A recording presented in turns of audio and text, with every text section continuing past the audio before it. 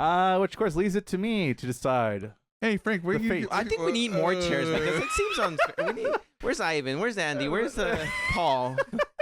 We need more votes here. Yeah, I know.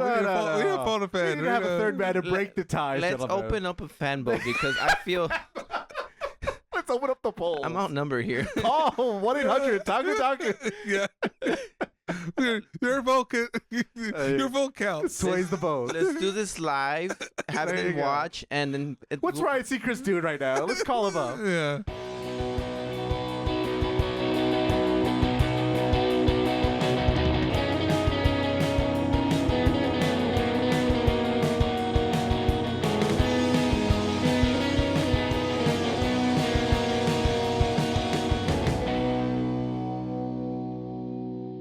What's up, people? Welcome to Taku Otaku, SoCal's bi-weekly anime and pop culture podcast. I'm your host, Ray, aka Sourdough Shonen.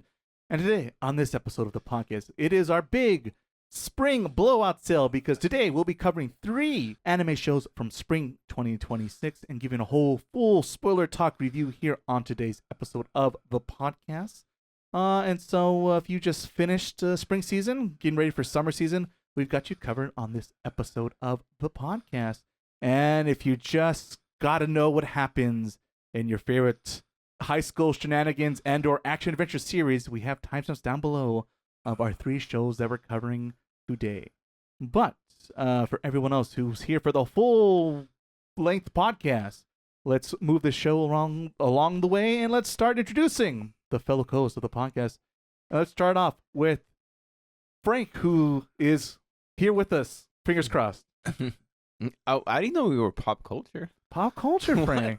What? That way, it's a big umbrella to cover anything we do on the show, Frank. Next thing you're gonna say miscellaneous. Shh, definitely not, Frank. Etc. Etc. What was your question? How you doing, Frank? Oh, You okay? Okay. You excited to talk about your not Full Metal Alchemist? Not excited. Okay. 2 negatives is a plus, right? That's what math has taught us. Yeah. Well, it's a Frank review, right? That's how that true. works. That's true. Long-time listeners will know this is a good sign. So stay tuned. And stay tuned to hear my brother's voice, Miles. Hello, Miles. How you doing? I'm doing okay. We're talking about my show. Once again, another one of those Miles picks, huh? Yeah. It's one of those. Yeah, you're consistent, brother. You're consistent. I need like Umamusume, I need to change my formation here because I don't think I like being here at the end. Stay tuned. Timestamps down below. You might need them. But before we talk about our big 3 shows of the season, let's do our next big segment of the podcast before that and see what everyone has been up to since our last little recording here. And since Frank was absent the last time of the podcast, it only seems fair to give him the first shot on the mic. So Frank, what's new with you this time? Oh, I did finish the anime. The last week. Oh, My Hero's Academia Yeah. Vigilante season 2. How was it, Frank? It was good. I feel like it was in sections this time around because like I don't know, we're a flashback. Flashback. Yeah, we had a good flashback there. It was nice though. It probably had one of the most intense scenes or interesting scenes. Good the action whole series. Cause I don't even recall the ending right now. It felt like it ended suddenly. A little bit. Did anybody find it weird, or did I miss something again where we're getting season 3 and that's the last one? It seems that's the tease in anime I think form. we're getting close to the start of My Hero, so I think like maybe one more and that's it. Because I think it could end like I mean it could end in season 1. It could. Yeah, it I should feel have like ended it could. season 1. Like I think it could have ended this season too. Like just like that because it does seem like he says farewell like that. It was a little too much not about the main characters in my opinion. Yeah. It could have been a lot Yes. shorter. Could have been a lot shorter. By the way, we have a full episode of that more spoiler talk if you're curious about hearing that last time on the podcast. Been playing Mina. I don't know if I mentioned that before. Yes, last time you here. Yeah. Yeah. Kind of got stuck. I'm poor. Tough times. Yeah. I need to save up for the Inflation comes for us all, Frank. And then I didn't continue 9 Souls because that's hard. And all right. but I do plan. I started a little bit of Hyrule Warriors Tears of the Kingdom. Oh, okay. The Age of Imprisonment. Yeah, Age of Yeah. Imprisonment. Yeah. And also I started Elliot. Elliot, right? The Square Yeah, Enix guy. The Adventures of Elliot. That one's. It took me a while to get into it because I put it on very hard and like Wow. Too hard. it's like one hit kill almost. Oh, So it's real gamer here. and you gotta do like 10 hits to kill certain bad guys. So like, oh my god. And then there's just Like, There's who- one tough Goomba. Who put myself in here? It frankly locked himself in. Who put the key in here? Who could do this to and myself? then I was playing with my nephew and I'm like I'm gonna lower the difficulty for him, and then it tells you a little message. Hey, if you change it, you're not gonna get that medal. I'm like, oh, never mind. Sorry, sorry, can't you? Good. Sorry, suffer with me. There you go. There. We'll never get As far. a family. But yeah, it's been fun. I kind of got more into it now that I kind of figure out how it works more. Mm-hmm. Cause I felt it was too hard. Cause I'm like I need upgrades, and I couldn't get past certain parts because I was too weak. And I figured out that you kill bad guys, you get coins, and these coins or crystals, you exchange them for random accessory buffs. Mm-hmm. And so the more you craft, the higher you can craft. So it's like just for crafting, even if you get the same ones, you increase your level, and then as you increase your level, you get higher stars, right? Okay, so more craft, you keep going, and you unlock more higher tier stuff. Yeah, like I have an attack one. I guess if you're higher level, you could get like a 2-star attack one. And then I found out you could buy your bigger bag so you can equip more of those gems to your equipment. So I'm like, okay, now it doesn't seem overwhelmingly hard. I just gotta grind a bit. Okay, what does this game play like, Frank? Remind me. Like Zelda: Link to the Past. Okay, so over the top 2D or isometric goodness. Okay. I think Link to the Past with Octopath Traveler graphics. Oh, okay. All right. And I guess more story than Link to the Past because I feel like that one doesn't you just go. Right. But yeah, it's good so far. The story is okay, and then because I heard some things that people didn't like about it, but I don't mind them. Like the companion talks too much. I don't Hey, mind. listen. Yeah, but no, it's cool. It doesn't come out of the sword, does it? No. Okay, then we'll be fine. But yeah, it's cool. I'll take Navi. I want to play it more, but I'm just busy with other stuff. Life is in your way, Frank. I know. Throw away responsibilities. I don't know. I think I might have to take up more responsibilities. No. Don't become an adult, Frank. Adults are boring. I don't know. It's creeping in. Ain't that the whole truth? Yeah, that's pretty much it. Been playing a lot of Elliot. I played it a lot, and yet I know I'm not far. Because I just... You want that medal. Yeah. I just got the ferry, and I feel like it's the beginning of the game. You're still enough. Kakariko Village. Yeah. Yeah, 5 years later, Frank's like, I finally got Still to the stuck in the Lost I got to Woods. the Hyrule Castle after all these years. I finally got there. What's the deal with the Skull Kid? Yeah. I'm finding myself... I feel like I'm cheating. Mm-hmm. And there's this boss that has a shield, and I couldn't hit it. And the only way I figured out how to hit it was turn the fairy into fire, and she goes through the shield, and you could Hits him with fire. hits him with fire like burn damage, but it's like burn damage is like nothing. little. So I might have taken like half an hour to kill it. Oof. But the only reason is because if you break the shield, he starts Going berserk. raging. Yes, and I'm like, I think I'd rather. I'll do it phase 1. Yeah, not phase 2. so I feel like, am I cheating or is this smart? I'm like, I don't know. Am I proud or ashamed? It's like shooting projectiles in a Souls game. Like, oh, you're the wizard type. Oh, Or it reminds me of Metal Gear 3, I think, when you could kill one of your bosses. the end. Yeah, So you can take him out before you even have to deal with them. Yeah. That's true. Oh, that's cheating. Oh, I did watch a couple of movies. What you watch? I Frank? watched the Alien one. The newest one. Yeah, the Romulus? Steven Spielberg, I think. Oh, the theater one. Yeah. Brand new. Disclosure Day? Yeah. That's what it's called. For the life of me, I did not know what it was called. Well, It's the Spielberg Spielberg's one. for some kind of whatever alien. How was it, Frank? It feels too late. It feels like Too late. it feels like For who? It feels like it would have been. It feels like this is not new. It feels like what? It feels like ET2. because it makes it like a big deal about aliens, and I feel like, but they are real. Like Been there, done that. they've. I mean, Got government videos now. yeah. So I'm like, disclosure date already happened. Yeah. So that's one thing about it, and then two, it was fun. It felt more like a Indiana Jones movie than That seems fitting. and then Sci-fi movie? Alien, yeah. Mm-hmm. So, because basically, you guys mind spoilers or not? Yes. Okay, Yeah, me and our time, Frank, once Okay. we watched the movie. okay. You guys planning on watching? I want to it? watch it. Yeah. Okay, so I'll say that it's fun, but there's Mhm. something I don't understand about the goal of the main guy, Okay. and maybe if you watch it, you can tell me. All right, Frank. Yeah, Frank, please help me. We'll get back to you, understand. Frank. We'll get back to you. Yeah. New yeah. spoiler cast coming your way. I also watched Scary Movie, the new one. All right. It was pretty funny. I liked it. I was wondering if that was gonna be good or not. Yeah, it's. Good. I Dumb feel good. like I feel like it's sort of a Smash Brothers type movie. What else is kind of like that? Scary movie. Dama.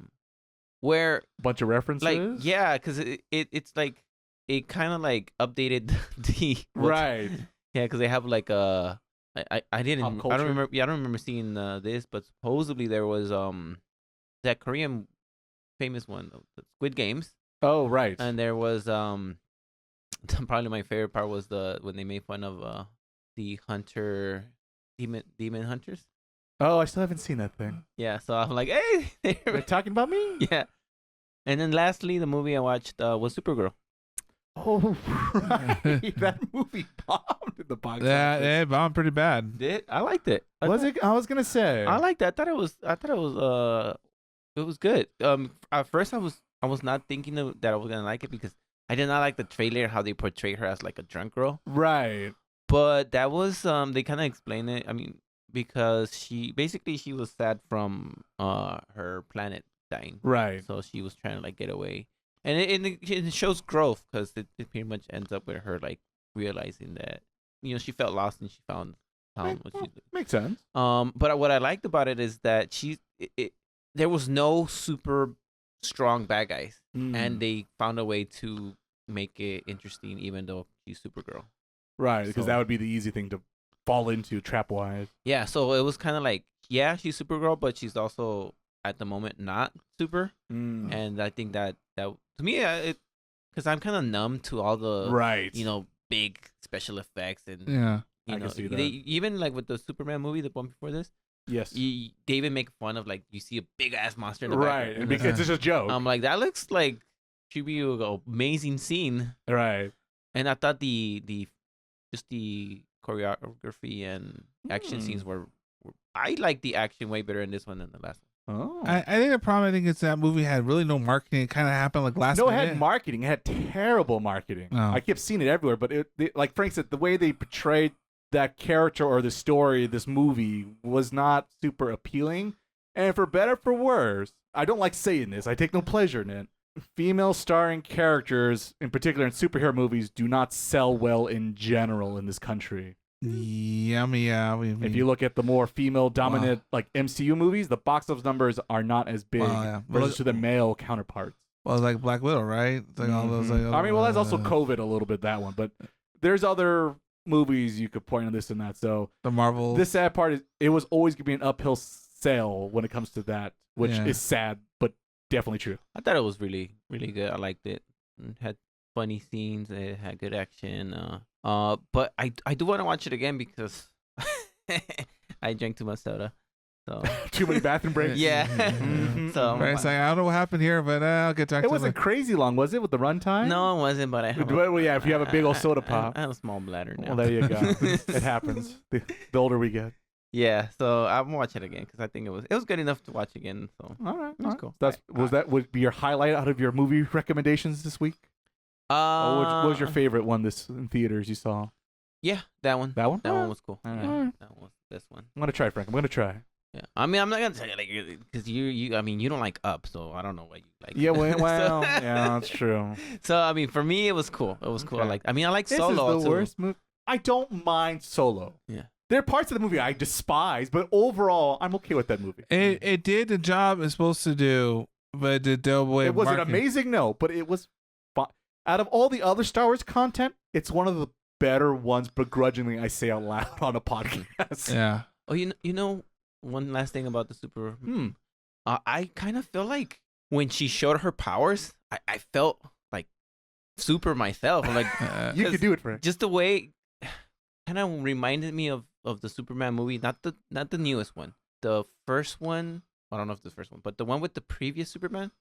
Henry Cavill? Yeah, and like when they show him like flying, and it just feels like really powerful. Uh-huh. It felt like I had Oh. scenes like that. I'm like, and I like that. That's that was true. cool. That did have that in that movie. One of the few highlights of that movie, but definitely a highlight.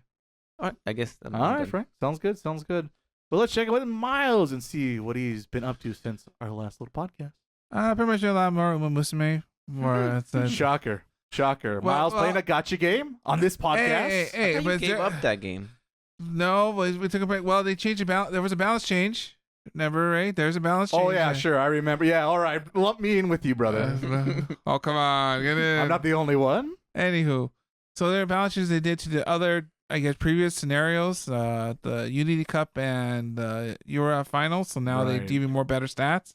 Yay. That'd Yay. do something because, like, those modes are pointless with that third option. Yeah, now. the track blazer, which like it's just not as fun. You know, you feel like you lose a lot of the story playing that thing. Well, yeah. It depends. Are you after numbers? Or you after story? Yeah, you get the numbers first, then you work the story. yeah, there you go. That's how you play the game. Yeah, so I've taking a lot of time on trying to I guess make a lot of Uma parents, and that way you get the better Uma. Cringe. Yeah, that's how the system works. Like it's like I'm weird. Uh-huh. That's how the system is. If you look at, that's how the system works around here. So you run out of so that way you get better stats and everything more stats, but I can still never break S rank. That's because you're a fake trainer, Miles. I get so close. I get so close to A plus, and it's like almost there. Gotta grind. And it's like it's not enough gold skills. I think that's my problem. Let's check where I'm at. And S plus. Got it. Oh yeah, S plus. Yeah, I like how there's like UG and there's other. And that's just me like picking up literally like yesterday for the first time in months. Okay, all right. Just saying. Just saying. There I got Flex over here. What is this? He doesn't like the game. He's the S+. Don't tune into our best games of 2025. You'll never hear me sit on this podcast. Never. Not on this episode. Sure. So playing that a good chunk because trying to finally understand how the track plays are supposed to kind of work. I might just random. Well, yeah, but I guess that you can make the odds in your favor. I guess. Sure, you can. You tell yourself, brother. Yeah. So the crunchy numbers. Mhm. Getting the good cards. They don't have to be SNS cards. It could be regular gold cards. Still pretty good. Played a little bit of the new ZZZ patch, which now they're in New City. I guess they're up in a high of Skifer now, which is like pretty much like a flame metropolis in the sky, pretty much with all the little robot bamboo guys. Okay. It's like I will trust you on this. It's like a new because it's like now like a 3.0, so that's a whole new Right. city. New thing to explore. And I have a stand. Right. It's funny how each different section we get to a new planet or whatever. So he's like, he just Some new gimmick. I'm still in the chair. I'm a guy in the chair. Now I can get out of the chair. Now I can fight now. No, I have a stand. So Hey, it's Professor like, X. yeah. So it's like, what is like, the game keeps every big patch it changed. Like, what am I now? Am I? Because I was supposed to be a guy in the chair. I don't go out though. I got my people to work for me, right? And I can go out. I can handle my thing. I'll do it myself. I can solo everybody right now. What is this? That's the only problem is you gain 2 OP considering everyone's supposed to be OP. It kind of ruins the narrative, but yeah. And then of course more Star Rail, but I'm still behind. All the gotcha games. Checking all the boxes today, aren't you, Miles? I make sure keep you updated. Uh-huh. Lucky us. Did Did I mention this timestamps down below? I have a question for you. Yeah. No, don't encourage him, Frank. Okay, so I've been looking to get into a gacha game. Okay, no. Should I play? Should I play ZZZ or Star Rail? Well, see, it depends. So Star Wars, I argue, has probably more unique characters because that backstory is a lot of, growth or a lot more different nuances between characters, like when their motives, feeling like that. Ziza, you want to see characters physics? That's pretty much what you want to see now. The jiggle physics? Yep. Mm-hmm. Even more so because they were showing the next patch, and I'm going to probably skip that patch because like there's too much jiggling now. It's like I would argue there's not enough. Or should I get back into Genshin? I mean, Genshin's home. It's been a while since I played Genshin. It's gonna be a minute. I don't know how far that went now. Okay, here's my thought. Yeah. Okay. I like Genshin a lot, but I feel like Ray's losing Ray. Ray's gone. I'm gone. I feel like I plateau easy in that game. Even though I'm not the strongest that you see in the, they hit 1 million. Yeah, well, like the whales and other people like they tweak every weapon, whatever. Yeah, I know that feeling. T6 and you'll be fine. Just keep pulling. Just keep pulling. Just keep pulling to get all the whole weapon. So but I feel like I get to like level 90 and I feel like there's nothing to do after that in my. Yeah, it is very. Is that how the other two are? No, I think like. Well, the problem with what I'm looking for is Maple Story. You won't find it, Frank. It's called Maple Story. Maple Story. You've been chasing that white whale for 20 plus years, Frank. You're not gonna find it on the Frank's have like a white beard. It's like, have you seen Maple Story? Chasing that high, or maybe something like Metal Slug. Slug. An airplane game.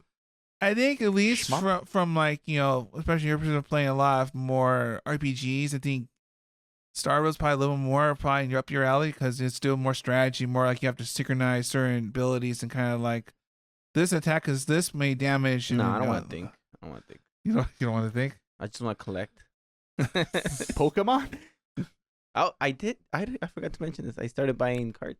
Oh, you poor bastard! Yeah. Wait, which cards are talking about, Frank? I hate that. One Piece cards. Oh no, the worst of them all. Yeah. Oh, well, sorry to interrupt your week. No, that is this week, Frank. You're not interrupting nothing. Oh, that's cold. I did my homework. Thank you very much. and with that, yes, I'll end my turn. Thanks. All right, so now it's my time to talk on the podcast. I'm going to talk about the real games that everyone's come to this podcast for, because I would argue, the hottest, newest game that came out since our last little recording, because I picked up a copy of Star Fox 2026 over on the Switch 2. I'm trying to get Ray back on the Nintendo side, huh? I thought you were going to say like Resident Evil or something. I mean, what game am I missing? That's even older, actually. Which is actually, that is like one of the next games to play, actually. But Star Fox, Switch 2 edition, which is just Star Fox 64 HD, really to oversimplify it, but also not totally oversimplify it. Is it the same game or it is? It's a reimagining / remake of it. So it's not a new story. No, they added some stuff to the story. So for those who are not familiar with Star Fox 64, which there's a good chance people listening to this are not because they're not old as we are. What is that? Everyone's saying right now. So the original Star Fox 64 was a straightforward kind of shmup shooter game. You're flying through space. There's an evil wizard man you got to destroy, get revenge for your dear old dad, and you travel different planets to shoot other things that need to be shot down off the sky or the sea or train, perhaps. And more minions. And make it to the enemy base across the galaxy. Though the interesting part about that game, or both that game and this new game, is there are different paths you can take on your main storyline run. And this game is designed to be played multiple times because there's a certain path to get the true ending in the story mode. And in the original game, before you start the mission, there's a quick chat you have with like the commanding officer of like, Fox, we need you to destroy this for that. Roger that, General, no problem. And like that's it, right? But in this new version, it's like a full-length cutscene where basically the same stuff happening, but they give a little bit more nuance, and you let the characters kind of like shine with their personalities because it's Star Fox, the leader, who you play as. Then there's Falco, who's like the Tsundere. Yeah, basically, who wants to be, who thinks he's the hotshot on the team. There's Pepe, who's like the old man of the group that used to be part of Fox's old. Part of his dad's team, and there's Slippy Toad, the annoying one that just keeps getting shot down constantly, but also can make neat vehicles for you to maneuver in different planets. And plus gives you shield readings for your enemy bosses. So he has a purpose, despite you want to shoot him down sometimes yourself. So yes, it's a ragtag team of misfits, if you will, trying to save the galaxy. Very much, what if Star Wars threw away the lightsabers and it was just all in X-Wings? That's Star Fox in a nutshell. And I really, really, really, really love Star Fox 64. Last time I mentioned it, surprisingly, was not too long ago, because we had Andy on a few months ago, and he brought it up because at the time it was a rumor this game was coming out. Yeah. And now it was official a few weeks later, and now it was in my hands and I played it. And I was very skeptical. Yeah. A lot of words that I could pick out, trying to look what's on curse word, about this new game. But gosh darn it, is it just good. And it helps, though, it is pretty much not a one-to-one copy of the Star Fox 64 game, but like 90% the Star Fox 64 game.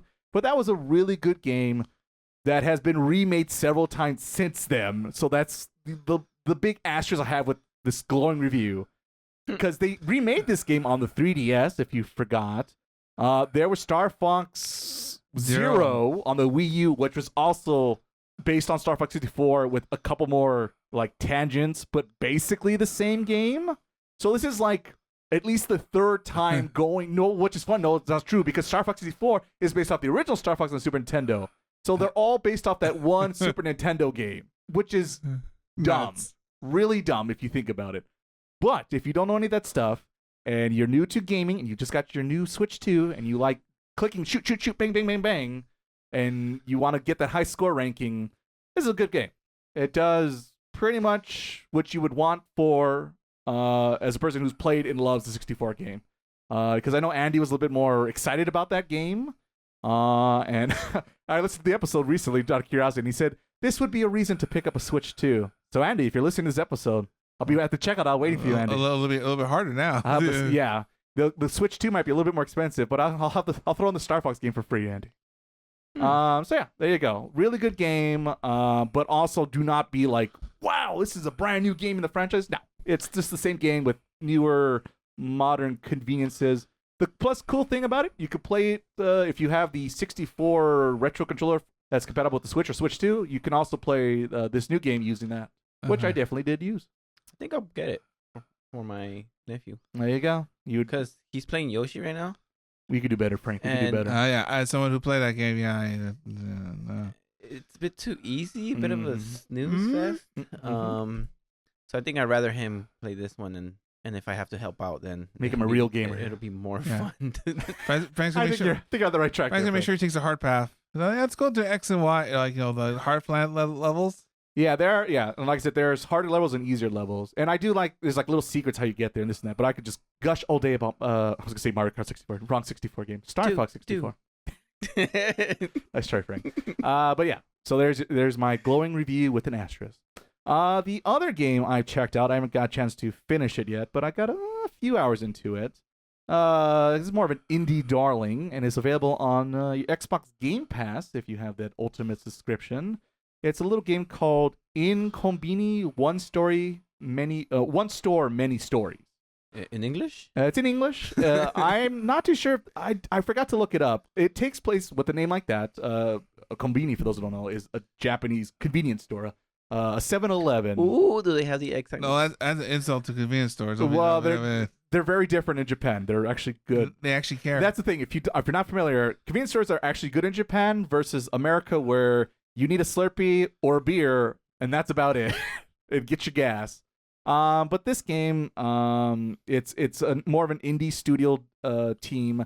I'm not too sure if it's a Japanese developers or someone else, but it is a more narrative-focused game where you are working at your aunt's.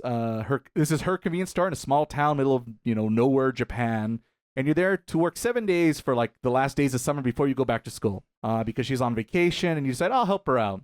And you play as her niece, who I think is named Makoto. It's very like on the nose. And it's a very much like kick back, relax, no stress. You're not shooting aliens in space like Star Fox. And you're just kind of managing this little convenience store by yourself, and you're working the night shift by yourself. and you get one or two customers during your shifts who might be looking for, like, I'm looking for a new cookie that's got chocolate, but I don't want peanut butter or something of this sort, right? And that's like the basic function of the game. It's more of a puzzle game, relaxed puzzle game with cute little stories and characters where you meet them. They have little backstories that lead to like the island. This is very much like in the boonies once again. Is this like recipe item girl? I've never played it, but I think closer to that. So you manage the store, Yes, and then you need to make money. So then you go in, you Well, hire a adventurer to Mhm. go into a dungeon and you collect stuff. And right. I don't think it has that much of, like, you're not trying to like make profits. You're not trying to save the store. It's just more people come to the store and they have little requests of certain items I or gotta like play that game. Man. Sorry, they are remaking that game, by the way. I don't know if you know that or not. I don't. They are. Get excited, Frank. But and then you're just managing. It's a very small store, so there's only like 3 aisles. But there's like a frozen section.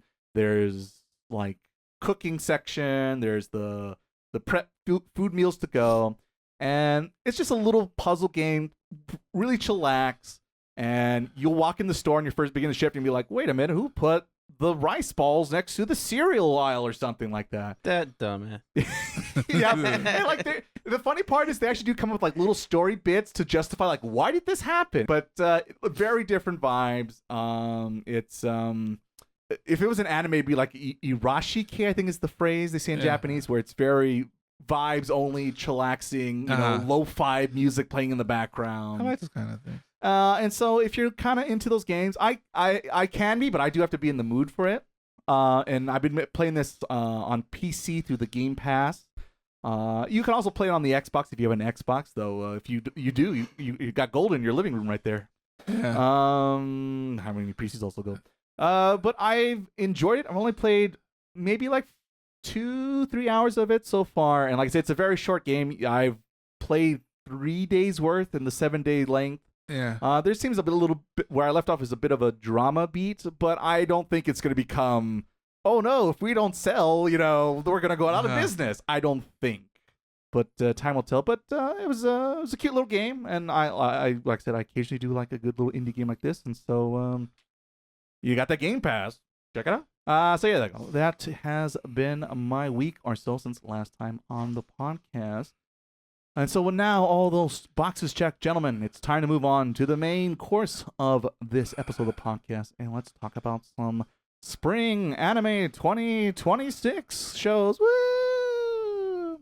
So, for those who don't know, today we'll be covering Miles's Can't girls be kind to Otaku? Gal Girl or Gals. Who knows? Japanese lingo. We'll get to that in a little bit. But the question mark, don't forget the question mark. Question mark. Do we find out? Stay tuned to find out, Frank. Bum, bum, bum. Then we have Frank's Dark Daemons of the Shadow Realm. That's the one. Dark They Shadow. say it's still like Daemons, but It's demons. They just don't pronounce the A. It's a silent A. That's how that works. No, they say Daemons in English. Do they? Yeah. Yeah, Daemons. That's what they ask the whole time. You're like, oh. Go back to the replay here. And then of course I didn't know there was a the. There's a the Ramparts of Ice over on Netflix. That reminds me of a defense. They're like a paladin, like because in what's that game that we recently played? Bravely Default. Mm-hmm. There's a Templar job that the move is called Ramp. Oh, I see. Yeah. I was gonna say, huh? Where's he going? Yeah, a little bit. Okay. So there you go. That is what we're going to be covering. And we have timestamps down below, once again, to get to spoilers, avoid spoilers, and all those above. And as well as check out what we're doing next time on the podcast. But since we have some high school shows, I feel it's only fitting that we split them up. And I want to see Miles squirm. So let's do Miles' first. I like how we're going to get, all right, everyone. It's not, guess where this Greg is going to be at the end of the episode. Guess where this is going to go. We shall see. We shall see, brother. But brother, tell us about your choice. Here we go again. For spring 2026. All right, here's an mouse pick, everybody. So, this is can't gals be kind to Otaku? Let's say I said it right this time. Question mark. So basically, just the story is there's a kid who Takuya Sale who very You much remember his name? Damn. Yeah, well, there's only three characters in that whole thing. They only say his name 3 times in that show. Well, yeah. Well, I because of that, I feel like because I'm tired of listening to it's a very. I still don't know if they're mean, not kind or mean to him. I guess I don't know. That's up for debate. But no, he's a poor kid who happens to like a little kid's anime. He's a real big fan, and so he has like a little racer and things like that. And one day he happens to lend his racer to a pair of two girls that are high fashion girls for garu, Japanese sling girl. It's like a mixture of like California style. They're pretty girls, and one's, I don't know, typical pretty and garu pretty. Yeah. If you're familiar with these fashion designs. No. Watch the show, Frank. So anyhow, they because his racer pretty much has like glitter because not Pokemon, it's Glittermon. Totally different thing.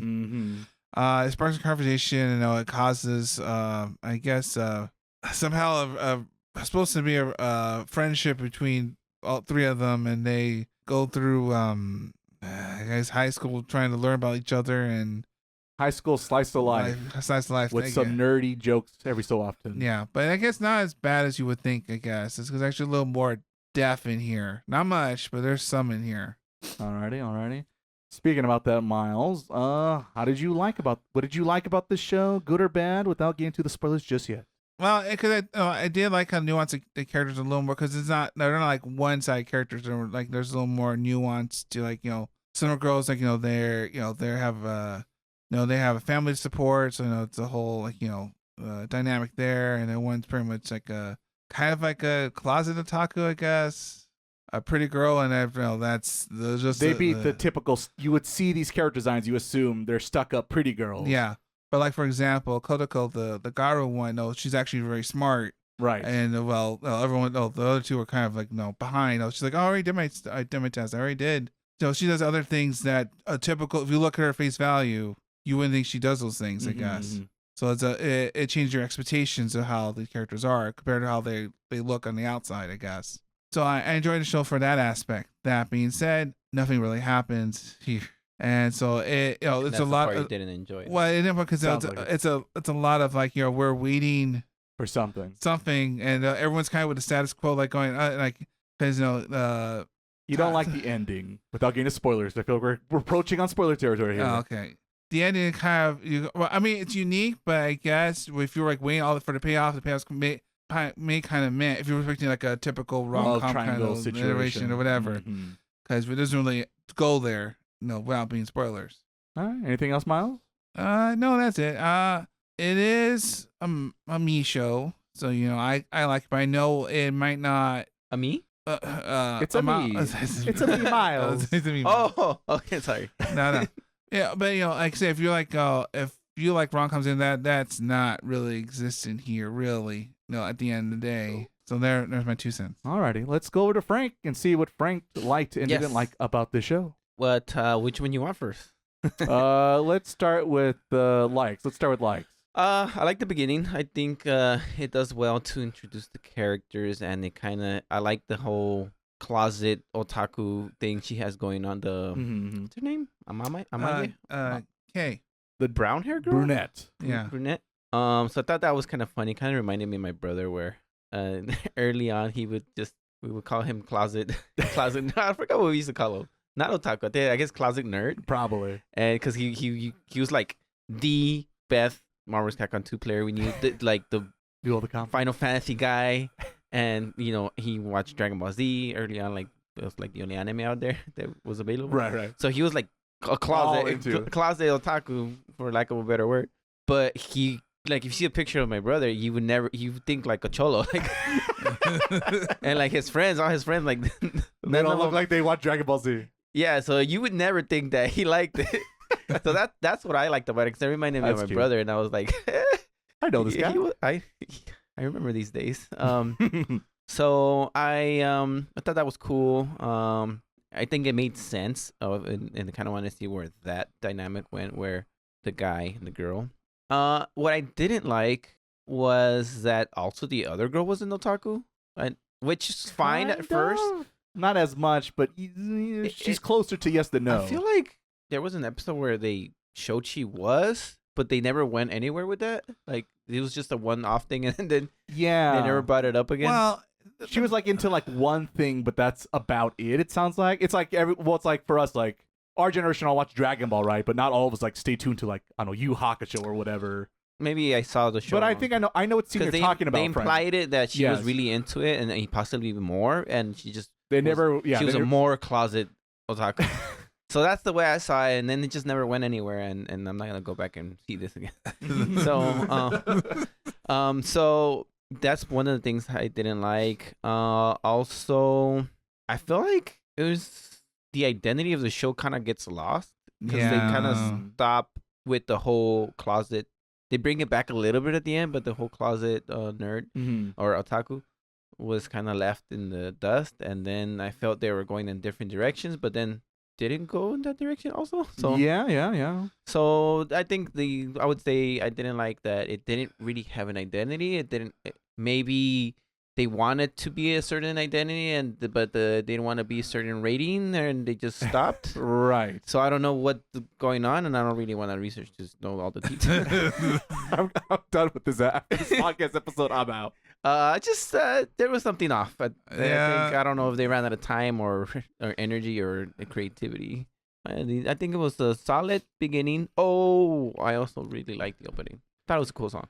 Yeah. If you I like gotta like that kind of music. I like it's not my thing, but colorful things. it is colorful. Better than Witch Watch. Okay, All right, Frank, the door is to your left. Go ahead and just walk out of it. Yeah. 10 times better. Put down the bait, Frank. Put down the bait. So yeah, I liked the opening. I thought it was cool, and did I like the ending? No, I like the ending from the other anime. That would make more sense. But yeah, that's Okay. pretty much it. Okay. For myself, once again, before we get into our spoiler talk, I actually liked the first few episodes. Very much was the typical nerdy guy fantasy of what if I fell in love or interacted with pretty girls? That would never happen in my high school life, right? That's crazy. And I thought the writer did a decent job of actually selling this concept well, because there's so many of these out there. If you go through 20 plus years of anime otaku culture in anime form, there's plenty of shows you could pull from, make reference from, but they're all like incoherent, and it's all pure luck and chance that the nerdy guy stumbles upon the pretty girls, right? But here, there's enough circumstances to justify them even interacting outside of school. And so I thought that was well thought out, that I appreciated. The motif of never judge a book by its cover is a theme that I appreciate and definitely checks the box here, because with the girl with the dark skin and the blonde hair, right? All blondes are dumb and this and that, right? But she's the smartest one out of the main group of three. And so that was a good joke there. And of course, the pretty girl who's literally a model, she's like the biggest nerd there's ever has been. Maybe a bigger nerd than our otaku main lead. And so I do like playing on the expectations. Good thought that. The family that you see mostly on the I just call my blonde and brunette. Keep it simple. You see a lot of her family. She's got a big family. She's got a little brother. She's got older brother. She's like the daughter in the family. A middle child, I guess. Yeah, right, in the middle child. And the boys are being boys and they're silly enough. And then the older brother's being the protective older brother. When he sees the otaku nerd hanging out with the sister, like what's going on here? You wouldn't do anything with my sister, would you? No, of course you would. I'd beat the crap out if you did. Yeah. And so I like that. That was a good supporting cast, which I also appreciate in stories. The downside by that, there is, and I say this so many times in all these kinds of shows, the male bonding guy friendship supporting cast barely exists in the show, and it's almost insulting they bother trying to make them have things. Wow. You might as well just cut them out completely and make it a real fantasy. Yeah. Because they're so pointless, and anytime they come into the scene, which isn't many, but the little time they're there, we could have done something else, and I guarantee it probably would have been better than wasting time with these fools. So get rid of that in the supporting cast. If you're an animation snob, this anime, not terrible, but it gets rough sometimes. Yeah. A lot of still shot montage scenes of we're at the beach or we're hanging out the house, and instead of seeing them interact, it's more we start the movie, we fell asleep during the movie, we went to the beach, we ate a hot dog, we played volleyball, we went to the water, and just music and cuts of shots. in particular, which is okay. It's a little cheap. The thing I could instead, I stopped 2 or 3 times in the show, and only a nerd like me who's paying attention to every dumb little scene. There's a couple times the background characters get really funky, and they're not even like CG ones. There are some ones I pause and like the characters like walking to the scene across the scene, left to right on screen, but like they are spaced the fuck out. They look like they're going through it, man. Like the 2 seconds to see them on screen. So do you want that, or do you want like just like and they're only once at school? And I'm just like, what's this guy's story? What's her story? Because man, they're going through it more than this guy is. Yeah. So little details like that if you compare, they'll fix in a post. Yeah. Hopefully the home release will clean up some of those shots, but it gets fugly once in a while. But overall, it was fine. But also, it's a comedy romance, so don't expect great animation. The ending, I think we've all teased about it. It is definitely not satisfying because the beginning of the story, it sure sets up as a love triangle, and you're curious what's going to happen with this, right? And even you take that out of the equation, there's like this whole other big climax that involves the main protagonist that really comes out of left field, and I don't think made a lot of sense. And the current situation the character is going through, I'll talk about more in spoilers. It's a skip card. But it's just like, oh no, it's the last episode of the season/series. We need to have some drama, but we haven't had drama this whole time. Make something the fuck up. Let's go. And so that's what they did, and it just didn't land for me. To once again, cut this. Let's do something else with the screen time because this wasn't achieved. Yeah. The last thing I'll note, depending what you're expecting out of the show, because you look at the premise of the show and the attractive female leads in the series. You expect this to be like a potentially big ecchi show. It really is not at all, almost. There's like 1 or 2 scenes that I recall in my mind where they have the etchiness of the show, the boob jiggles, if you will, or something jiggling, let's say. And so if you're coming for that for the show, don't expect it. Yeah. Well, that's the thing. A free warning. Spoiler-free warning. I think half of the show, that whole premise, they got you in the door. Okay, now you can turn off. More wholesome than you would assume it is with its concept. So there's that to consider if you're looking for friends. To check that box in this series. So there you go. All right, gentlemen, that moves on to our spoilers of OtaGal, I think is the nickname the internet gives it, / even the show gives it during the bumpers. Well, and that's I mean, I guess to start off, I guess that's me. I guess it's up to you, Miles. I wish it should stick to one. Like, let it just be friendships. I feel like they're trying to force the love triangle when at the end of the day it doesn't really matter. I think the point of the show was a show about different people, how some people get people wrong, right? Things like that. I think they should focus more on that, and kind of like polar opposites. Kind of like we focus more on the interrelations towards people and how people see other people. I feel that made the show a little bit better. But since they're like, we gotta still do some kind of romantic interest, even though the show doesn't really commit either path, I guess. Right. It kind of goes like, well, there's been time with this girl. There's been time with this girl. And no point, no Finney has changed, no stats, no level up. It's just like you spend time and nothing happened. Bad ending route. Yeah, it's like there's no change between relationships with anybody. Kind of like, well, that was something, and we just and time moves forward. There's no. And the crazy part is most shows like this would actually wait till like the very end for this to be like the big climax of. Well, yeah, and it's not really the climax of this thing because like it's like episode 3 or 4, I want to say, like at least halfway, if not sooner than that, where it becomes a thing of like, wait a minute, what if we fell in love with him or with him or he fell in love with one of us? What would we do? Like it became an official like, let's ask that question. Never gets answered. Well, yeah, and that's the thing because once you open that Pandora's box, right, and then the show asks like, and it closes the box. It closes the box now. No, you open the box. It was weird and awkward for like half the run. Because they acknowledged that was the situation, but also didn't acknowledge that was the situation. I feel like if they didn't do that, it would help. It would help, and more so like it might be love down the line, whatever. But right now, wholesome friendships, and we're learning. This is a group of kids that are they're trying to hang out in high school and try to be their own clique or whatever, right? Or something. Then like which one's going to choose? He has to choose one because you have to it has to be one or the other. You have to choose, make a choice, right? And then she was like, Are you Sam? Yeah, no commitment whatsoever. I said weak man. You know, and it's just like, and then it's like it keeps addressing it, and then just like it keeps like going forward, and then goes back, like it's like teasing. No, never not gonna tell that at all. Hoping we forgot, hit our heads before the next episode. So it's just like it's terrible how they. If you're not gonna do it, don't do it. That's the gist of it, you know, because this teasing back and forth like and do nothing about it. Then what's the point? Don't believe their lies.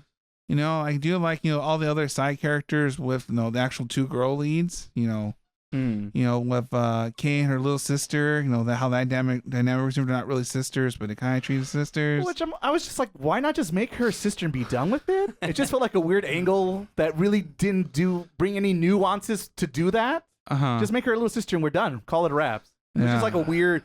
We're not really sisters, but we acknowledge we're sisters and we basically act like sisters, but we're not sisters. Okay, so what about it? Like, is she moving out? Parents divorcing or something? No. What? And I do like the 2 little boys who were trying to get into her at the end, kind of like silly cute. The kids, right? Right, the kids. They don't. Where's she at though? I'm just curious. Where's she? If she's gonna be there. Well, maybe I can find some time. I know, but no, of course, the classic boys say, but I'm not caring if she's there or not. But if she is, and I thought it was funny because like it becomes like the reverse of the show, right? Yeah. Well, now it's 1 girl and 2 guys liking and another little cute love triangle. I thought it was a nice little full circle in a certain way. Yeah, if they did anything with that, anyway.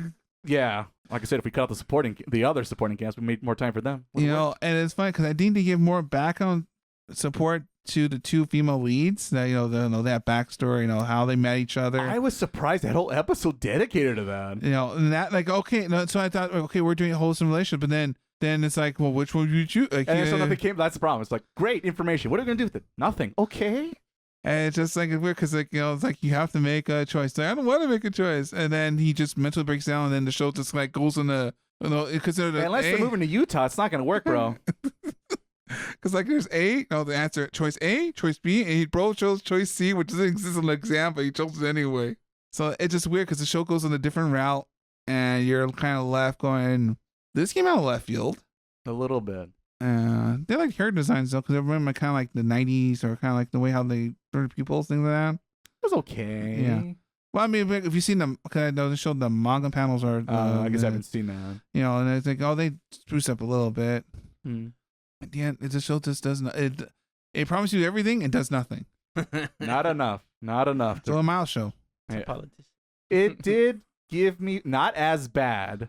Halfway through, I was still getting vibes of the Okinawa show. Yeah, but Okinawa. That came more that just became a travel guide. So you want to go to Okinawa? When you get there, go check out this place, that place, and get this food, and that food. And then this has happened here. It's like I guess someone's in love. I don't give a fuck. Next tour guide moment. Yeah, that is a problem.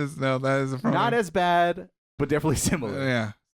So it's just it's definitely a Miles show. It's a Miles. You know how to pick a Miles show, don't you, Miles? Well, I like to think so. You're very good at it, apparently. Yeah, maybe too good at it. Yeah, maybe I should. Maybe next time, maybe we don't choose that one, huh, everybody? Maybe don't trust your instincts. Yeah, don't do a barrel roll. Be like George. Just do the. I will let you do that, Star Fox. Do the opposite. Maybe I can win this thing. There you go. Yeah, so just chalking that. It's another one. Miles was with another 3rd place, last place, right in the file. Feeling confident this season. I see Miles. Oh yeah, I know the story. You don't have to tell me. I know the story. Especially watching your 2 shows. Yeah, no, there's a clear winner here, and it ain't me. And there's no gals involved. Yeah, there are no gals. Nah, I'm done. Alrighty, let's check in with Frank. Frank, what spoilers you want to get off your chest? Any rants, complaints? First, I would like to thank this show for showing me how to watch and play Maple Story. Oh, I see. On a subtitle show. So what I did was I got my laptop and I put it in front of the monitor. And I pick an episode. No, I pick a area where I don't have to really pay attention to how I grind. I'm just pressing the buttons. So I'm like, yes, finally. If it wasn't for that, I don't think I would have been able to finish it. It's a great Maple Story anime, sounds like. I mean, I think I discovered a way to finish my own shows. There you go. Yeah. So, I mean... I'm glad, Frank. Is the anime on the top screen or the bottom screen? On the bottom. I feel like I need the top screen so you can read the subtitles easier. That means you have to really look down to read the subtitles. Well, I can't do that because I don't know how to put my monitor under my laptop, my iPad. I mean, We could figure it out, friend. There's a mount for that. I mean, I could do that if I would do that if it's not subtitled. Right, yeah, that makes it Okay, easier. back to the show. if we must. Yeah. I did not like quite a few things. Oh, do tell. I didn't like the big brother. I didn't like how he encouraged them to do things that I would not encourage them to do. Like, oh yeah, sure, sleepover with my these two young girls. But he's there though. And he's like, yeah, but then he's like, why don't you get out and go outside with them instead of like I would not do that. I would not have the trust of any boy to be with my little sister alone while I'm sleeping. But So- I think he knows that he's weak. I think. And then he was weird about that too, because he was like cool and then not cool about it. So it's like, Yeah, that part was a little weird. I'll give you that. so it was just everything was a little too convenient for them to. Well, it was very. yeah. It's like this is a wholesome show, right? We haven't shown many boobies, so no, don't expect boobies here. I didn't like that. It didn't make sense to me too much that they liked them. I know it happens a lot in the Right, that's how these work. They have to happen. but it was just like it was almost like, oh yeah, let's like him. I could try to justify it as like, super pretty girls don't really trust the popular guys, Right. There's some which thought. makes sense for me why they would hang out with him, but Mhm. like him. I think it made more sense for the brunette one because they're big nerds together. Yeah, And she can't be a nerd with anyone else. She can't be her real self quotation marks except with him. So that made sense. The Yeah. other one yeah. was a bit of a stretch. But then they liked them and it didn't go anywhere. And there's also that too. It was just like- So, It was weird. I don't know if that would actually happen where they both admitted they like him and they both are doing things like going out on dates and trying to outdo each other all the time. yeah. And that was like, shouldn't Wait, you wait, be could- upset with each other? Option D. Yeah, because most stories would like which I like the fact that it didn't do the cliche thing and being like it's a secret and like I thought because there's the episode teaser like they both like hit him up like, well, you free tomorrow? Are you free tomorrow? And I thought the joke of the episode was gonna be like, okay, in the afternoon I'll see her, and then in the evening I'll see her, or like we'll go to the movies and I'll have to run across the mall and then we'll go shopping at the bookstore or something dumb like that. Yeah, and then I sort of skipped. I don't know why there was 3 summer festival episodes, but sort of skipped the second one. I'm like, There's that many summer festivals? Yeah, there was 3. And then yeah, like you guys mentioned already, the ending where he suddenly gets depressed. Oh no, Yes. beautiful girls like me. Oh, what do I do? Uh, They showed no signs of not liking me. What if they did, I've though? gone on date with both and they're still okay about it. Oh yeah, no. and why do they hate me? It's like, what do you want about, fool? Have you been watching your own story? Man's like swimming in gold with chains. It was like, I'm so poor. It's like, He's gotta be like, he's gotta have the biggest red flags out there because Not good. he sees his 2 girls just standing next to a guy who they didn't even choose to stand next to him. It's just because of the award, and he starts feeling jealous. It's like, oh yeah, I don't belong. Yeah, it's bad. That whole drama scene makes no sense because he spent like so much time with them, so much like one-on-one time with them for months, like a whole, I think close to a year, at least 6 months. It was 6 months. At least 6 months, and he's all of a sudden like, what if they don't like me? What if I don't? But like now you give a shit about that? Well, the though? problem is because he It's can't. been way too like a month into it, maybe 6 months into it, one-on-one. In a way, I feel He like married one. I feel like this is like the other trump card. Like I can't just. Be one I or don't the know what other. the drama beat is, so here's something, but Well- it makes no bloody sense. and then yeah, as you know, I guess he doesn't choose anybody. Right. But which is fine. I get it. Like, don't choose them because you just want to be their friends. But at the same time, he chooses both of them. Yes. It's just kind of like, well, and it was just like, is this guy insane? Going through the 7 emotions or whatever. Uh-huh. He went from I don't belong to I don't Right. know who to choose to I'm gonna choose both. Yeah. But Whiplash. we're doing nothing. Yeah. Well, Yeah, that's a good point. Good point. well, it's like we were not gonna get far to even make a choice or whatever because the show's over. The big thing that that threw me off was Mhm. when he was holding both of their hands and he was like watching the fireworks. Yes. When they were like clearly stating if you do that, you're that's the person right, you're with. you're gonna hook up with. And it was just like I feel like they set that whole thing up for him to choose one of them. Yes. And then he chooses both. He didn't choose anyone. And then they're cool with it too. Yeah, I don't. I Well- don't like it. I don't like the ending. Well, None of us here like the ending. Breaking news. it kind of reminds me of like Taman-kun's ending. Kind of like Oh, the psychopath. yeah, but because like we choose not like it's a terrible. It also seems like a terrible decision. That's a worse decision. That one. Oh, but- that's worse. Yes, but Yeah. God, I forgot about the show. I mean, why are we even trying to dissect it? Because that's why we do a podcast. the only thing to take away from this show, I think, is it got me thinking about it. Is you rather have someone that that supports your hobby or like likes your hobby? Say like you find like someone like who's all into video games, Right, whatever. Yeah, like would that sad? I think either one's fine, honestly. What you don't want is the third option, being like, "Why are you wasting your fucking time on that shit?" I'm out. You're out. I'm out. Tapped out. I honestly don't have too much to say because you guys pretty much already talked about it. Like I said, coward should have picked someone. I don't care which one. Or the girl should have been like, "What? Yeah, Did not accept that answer." But I just don't. I don't like it because, like Miles said, if they didn't set it up to make it choose your own adventure, pick your favorite gal, waifu, whatever, then fine. It's all about kumbaya friendship. Still don't like it, but at least I'm not like frustrated about it. I'm just like bored by it, I guess. Yeah. But because they kind of tease this is the show, this is the drama, and he doesn't make a choice, what are we here for? What are we here for? We want to see that to be the big drama point. He chose me. I can't make anything, so you know what? None of the above. Yeah, so there's nothing else to say as if it's not good. I don't like it. Who should? I guess we should Which ask the real question. which waifu? Yeah, I mean, I did think that towards the end of the series. I would probably go for the K gal, the brunette Oh, for myself. and more like into your hobbies and kind of more. Yeah, I just think I don't need the person, a romantic partner to be like super into whatever video games, anime, pick your poison. Uh-huh. I do feel like whoever I spend time with. a lot of time with, we need to have something in common that we can share and spend our time with. And I think the other, like I said, she's nice and supportive, and that's fine too. And a very good option too. It's when the person you're hanging out with, dating, whatever, just doesn't like understand your hobby and gets frustrated when you're gone for whatever Sunday nights to do a podcast, let's say, or whatever. That can't be good. That can't be good for a long-term relationship. But yeah, I think she was just a little bit more down to earth, and I found her like trying to keep a secret cute, I guess. And so I guess she got points for me in that regard.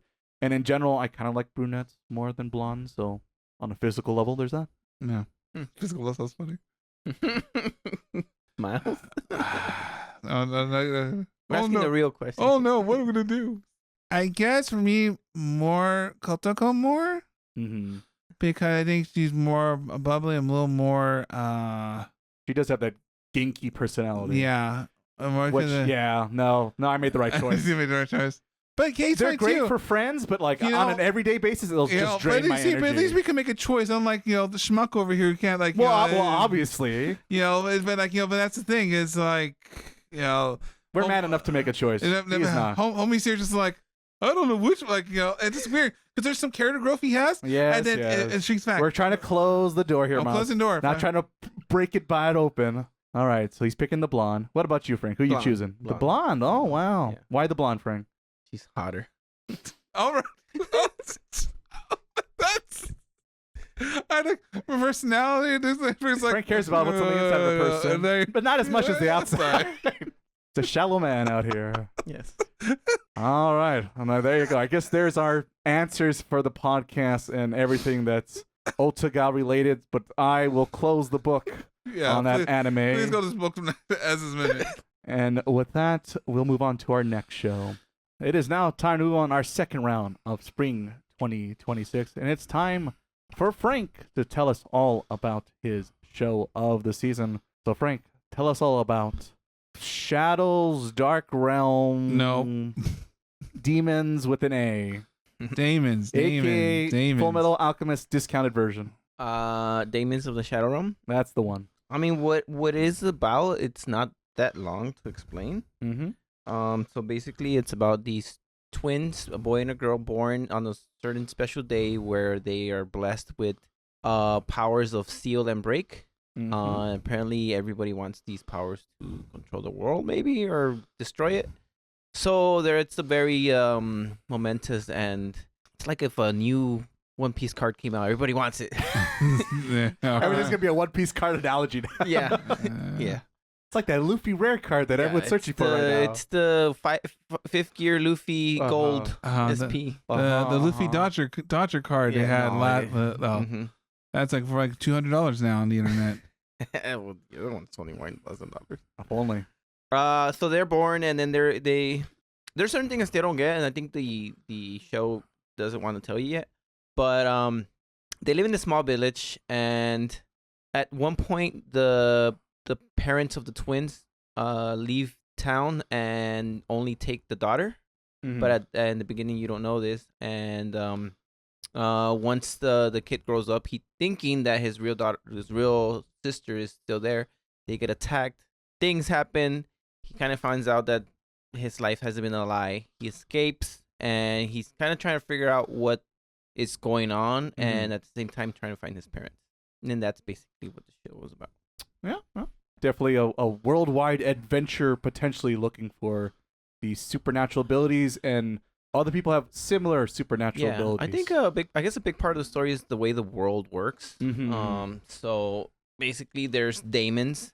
I don't know. Basically, it's an A, different. And I kind of watched this twice because originally I watched it and I couldn't remember what happened, so I watched it again. There you go. The first time I didn't notice that they all come in pairs.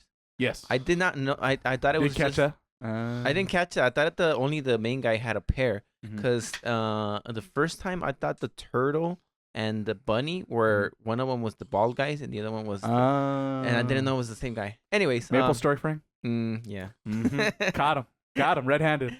So yeah, there's Daemons, and there's I kind of want to describe them as Pokemon, not Pokemon. Pokemon in the aspect that you can catch one. Right. You make contracts with them. Yeah, make a contract. And become your fighters. Yeah, but almost like a Persona. Yeah, it's like because you can only have one. Yeah, it's basically like Pokemon Digimon meets Persona / JoJo with stands. Or you make partners with these guys, but apparently things could change where it gets more complicated. But the early premise is everyone gets a pair of Mechanical homies. Arms? No, not yet. We'll get there soon. Season 2.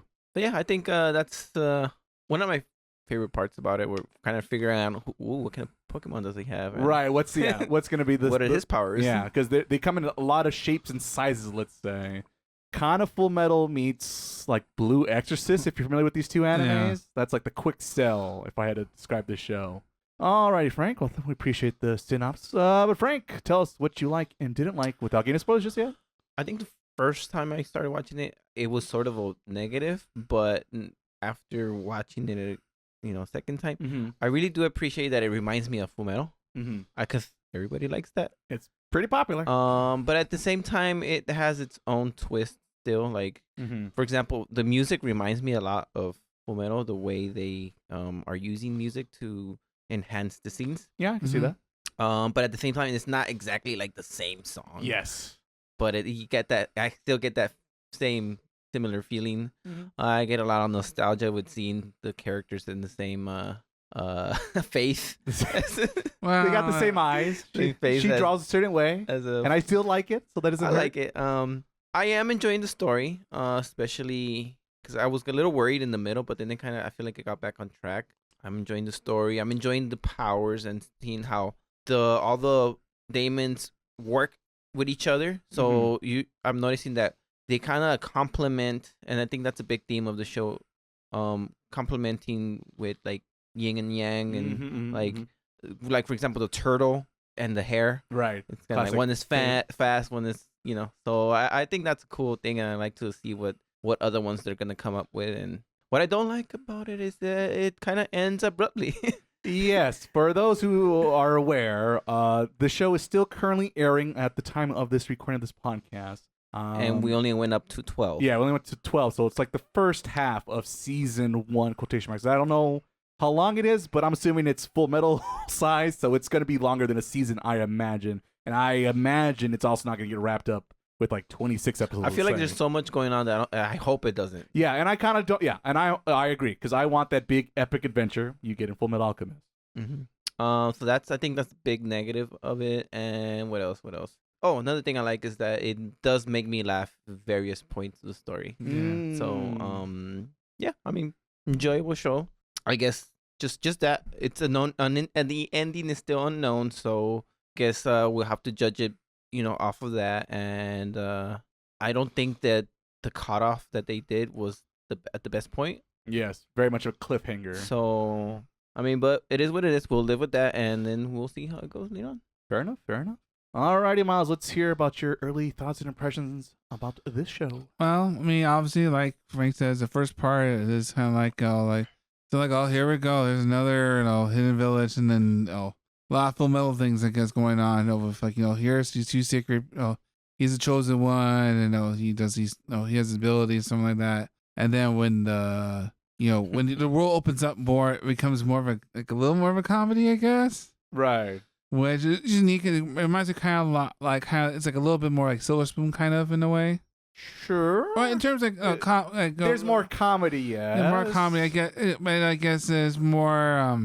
I do think it's more comedic than Full Metal Alchemist, but I do think there's also a decent amount of comedic moments in Full Metal Alchemist. Yeah. But it leans a little bit more because the fake out, let's say, for everyone who knows, that's an ongoing joke. Yeah. Of him realizing how the real world works. Yeah, so it's funny hearing that out. I do like the Digimon / Pokemon / like I said, all right, let's see what this guy's abilities do. Right. It could be a good game. It could be. And it is unique, like Frank says. Since there's two of them, it's not just like one OP, one. It's like they both work with each other. They both symbolize, a plus and minus, or there's a relationship between both. Two sides of the same coin, maybe. Yeah. So it's a whole different power dynamic. It's insane. Like having my guy's OP over here. He could like smash you guys in 5 seconds. Like, well, I could do this and that. So it's a lot more. You have to be more nuanced with your abilities, I guess. Mm-hmm. And it boils into two different factions and a lot of like more. I guess more adventure. I guess I would say than political intrigue like Full Metal. It's more an adventure. Let's go. We're trying to find what happened to my folks. Right. At the same time, they're not afraid to be a little more silly and Yes. also a little more dramatic. It goes back and forth, Ups and downs, or yeah, peaks and valleys, if you will. Which for the last time, what's the last time we seen a show that actually has peaks and valleys? Yeah. I said I guess I'm surprised at the goriness of it, but I know kind of Full Metal kind of does a little bit too. I would say it does kick it up a notch from where Brotherhood left off. Let's say. Yeah, because I didn't expect certain things to happen. Especially that first episode. Yeah. Oh yeah. But I know after a while it's like and it's like and then it doesn't have to be that all the time, but it does have its moments. It can go there if they choose to. They can, and then they're by doing that, they're not scared of going there. Yeah, but I guess that took me for a surprise for a minute. Mm-hmm. But overall, I think it's a good show. Like you say, we here for like 3 or 4 years. Who knows how many seasons this thing could be? Right? This story seems like it could go for a long time if it really wants to be. Mm-hmm. Hopefully not that long, but yeah, I'm hoping more of a Brotherhood run, which is 50 something 5 episodes. seasons would be nice. Yeah, so that'd be the max. I feel like these days. Yeah, but we'll see because it's so early on, and I don't even know if I'm assuming the manga is still ongoing, but I don't know. Yeah, so I say it's very different, unique. Like you said, because you're always worried that here's another Full Metal ripoff, but at the end of the day, it has its own nuances and more things. So like, I appreciate it in a different context than Full Metal, I guess. All right.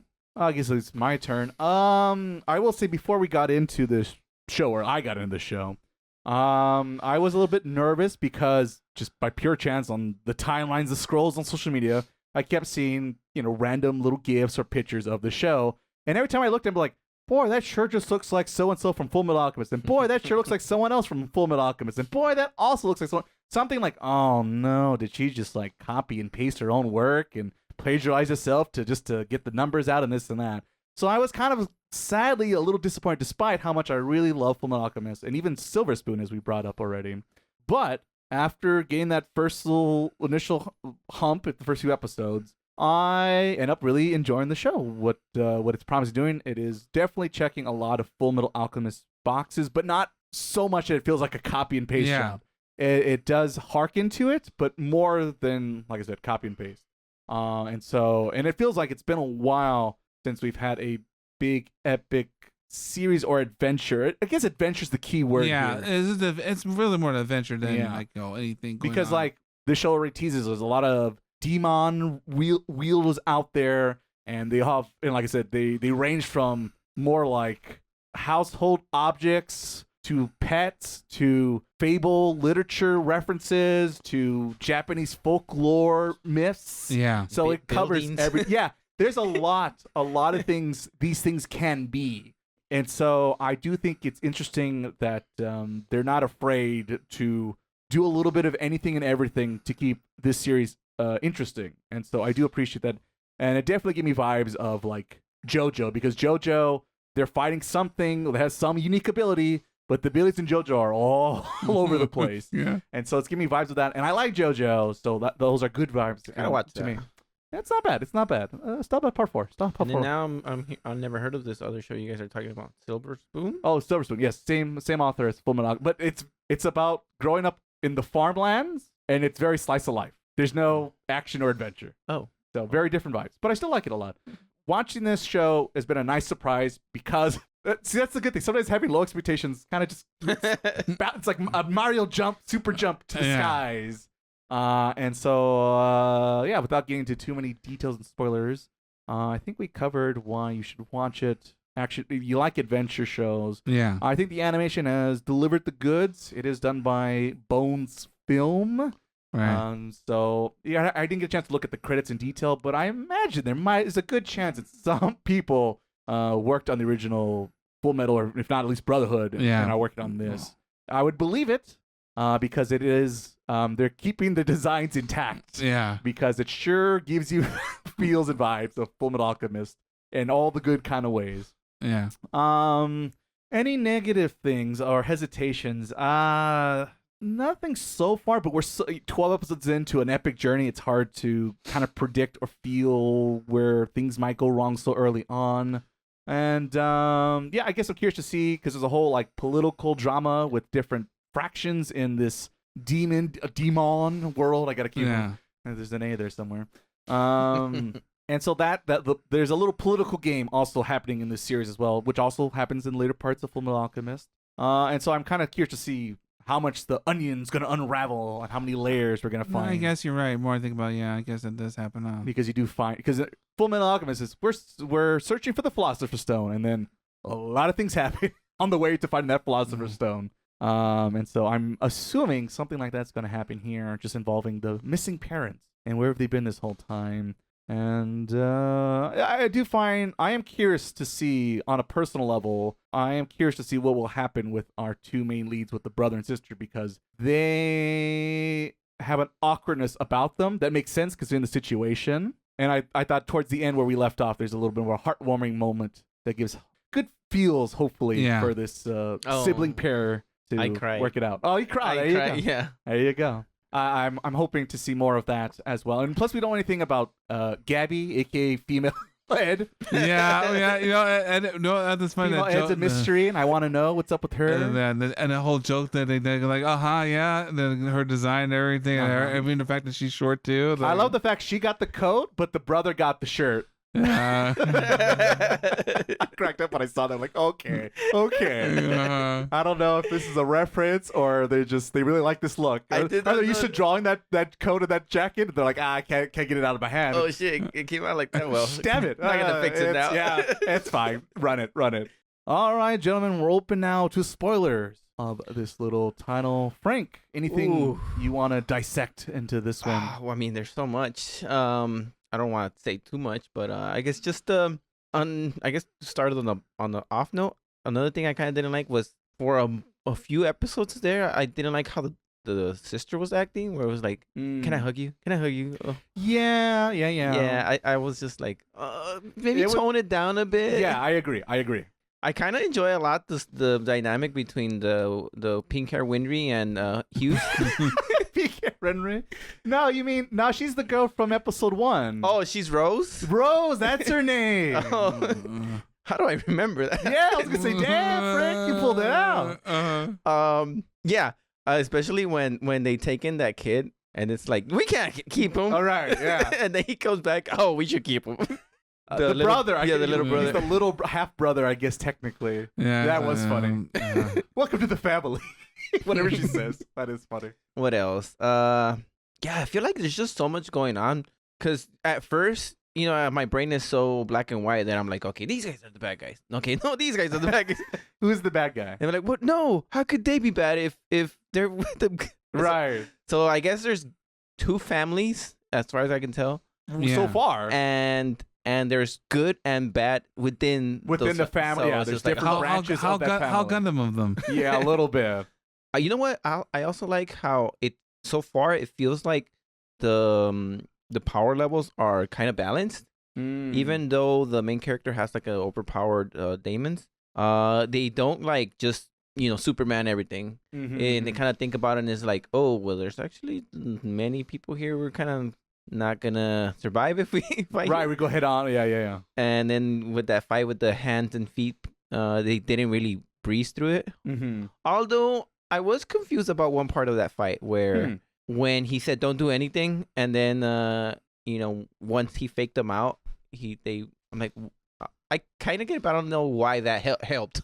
I'm trying to remember, but you might have a point here, Frank. Yeah, I thought he was gonna do something else to justify them not moving. Right. I guess just to fake them out, I guess. But like you said, it does seem unnecessary. Yeah, so that part was a little weird. I kept thinking about it. I'm like, But I don't remember. And then also along that part, I was also confused of how the little kid got those powers for. But I guess they did talk about it a little bit. They talk. Yeah, they don't. Yeah, that was. I thought they were gonna some kind of quick flashback just to show us, but they just tell us versus show us. Even though I didn't like that, that's how episode 12 ended. Thought it was pretty cool where that guy came out of his stomach. Oh yes. What did it remind me of? Oh, it reminded me of Law from One Piece. Oh.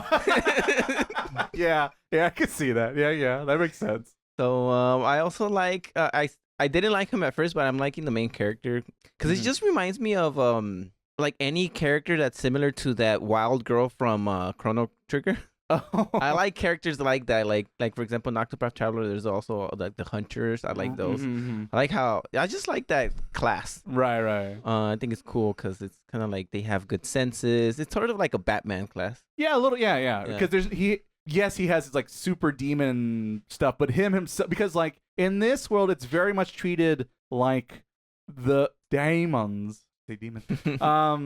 They're like the real thing to overcome in this world, right? They're the real fighters you have to worry about. You don't have to worry about the users, right? But in this case, you actually have to worry about him because he's very good with the bow and arrow and has good like natural instincts, kind of like Batman. But yeah, it's pretty good. Yeah. I agree so far. Miles, let's see what your spoiler thoughts are. For me, it's pretty much, there's not really anything really bad per se. It does, after the first initial kind of jarring moments of like maybe the first 2 additional episodes, you kind of understand how the actual story is going to be, I guess. Then you feel more at ease because you kind of like, what's the whiplash? What are we doing? Because like I said, we were in a village and then we're out of the village. I thought we were gonna go full on Attack on Titan there for a hot second. Well, it's like the world's bigger than it. I mean, kind of. Yeah, I guess kind of, right. I was gonna say. I do enjoy every time he like discovers something new. I'm like, oh my god. Yes. Like, should I be wasting all this water in the bath? Yeah. Right. Yeah. Exactly. Wow, it's a luxury. There's so much rice in this rice ball. They're crazy. And how much? Yeah, that's like luxury around here. Yeah, that is funny. I remember sorry to interrupt. I remember what I was gonna say. I like how they're always explaining supernatural things with the demons. Like, when they say, oh, ghosts aren't really ghosts, it's just demons and stuff like that. Like, and like I think they mentioned like if you really fatigue, you can see them. Oh yes. And stuff like that. So I think it's kind of cool, kind of like certain things that are real Right. but are not explained, and it's just like, oh, it's actually here's just the a- explanation yeah. for it. Mhm. Yeah. Yeah. I do like that. Yeah, and also the fact, like you guys mentioned, is that they say, well, everything can be a demon, whatever, right? Because you had Princess Kaguya there flying in the air, and then you have All right. The horse. and then you have the horses, and you got fish, you got like all these like the little animals, like the little cat and dog. the cat and dog. It's I like the little sumos. Oh, yeah. But I said it could be a lot of things. So it allows you as a creator, like you could be whatever they are, because they're all could be a demon, right? Or Right. demon, right? Or the So- ones that came out at the end that they were like, and then they serve them tea. Oh, the tea. Oh, yeah. That was like, But it's just it gives it even create a doubt like that, because you could be all over the Yeah, place. because you don't know what's to come next. You're always like, ooh, you're waiting to see what's around that corner. And the fact that it does balance. The show does balance a lot of like this is something that we really shouldn't be worried about between the factions or not. But at the same time, wow, electricity is a weird technology that we just learned today about telephone. What's this phone tablet? Telephone signal. You put on your Smoke signal. Yeah, a wireless smoke signal. I was like, huh? Mhm. But it's great to have to be a little lighthearted in certain moments, and like you break the tension or whatever's going on. So like ebbs and flows, I guess, a bit. As I mentioned before, the problem with me was like the goriness, because the goriness to me a little much. Not really nothing really bad about it, but it's one of those things. Unfortunately, like Frank mentioned, is that we don't know how it's going to end. So the verdict's really kind of up in the air at the moment. Given there's probably another 12, 13 more. We're still on that roller coaster going click, click, click, click, click, Yeah. heading towards the peak. But I do like the fact they switch off between different factions, and like here's the good or the bad person of this faction. Here's the Right. good bad person of this faction. It's a lot of The different brothers of the same clan. yeah, and a lot everyone's also with them.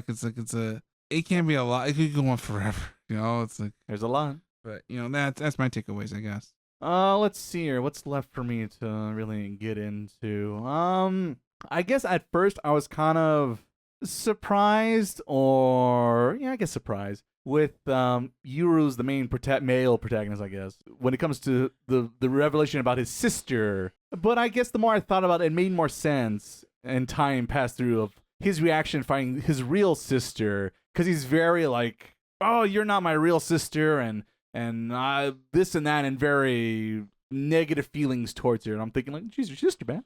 Yeah. You gotta, come on, man, I can't do this. But like I said, the more I thought about it, it made more sense. And as time progressed, they kind of patch things up slowly. But that's more realistic. Yeah. Because it's been 10 years since they've seen each other, and so there's a lot to catch up, and the revelations they find in those 10 years, and then the secrets revealed of how she got her power. Mm-hmm. There's a lot to dissect and understand with all this world, because it's very much a prophecy of these two siblings. Yeah, and it just said itself, even it's not guaranteed either. Yes, which is and I like that, because most people thought, well, let's just wrap up the show in like 3 episodes, get the thing and boom, boom, boom, and let's call it a destiny.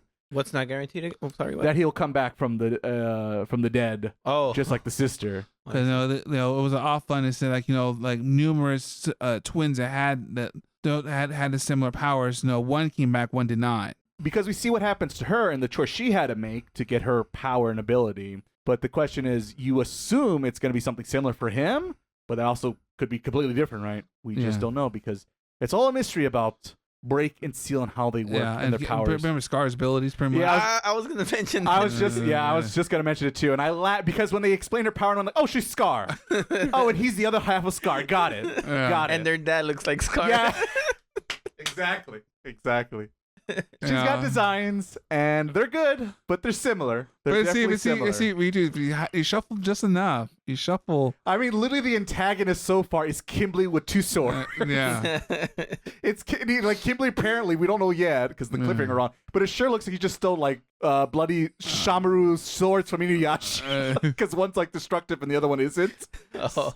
If you're familiar with Inuyasha lore, so I'm curious to see how those blades work. Yeah. Oh, he's probably the one that opened the door the gate. to the. Yes, that would imply that, because they find the little cut marks. For precision. And so that's a good thing. And like, she is very good of leaving little breadcrumbs to things to think about, and sets them up for like that, we saw, as Frank pointed out, you can see they find the cut.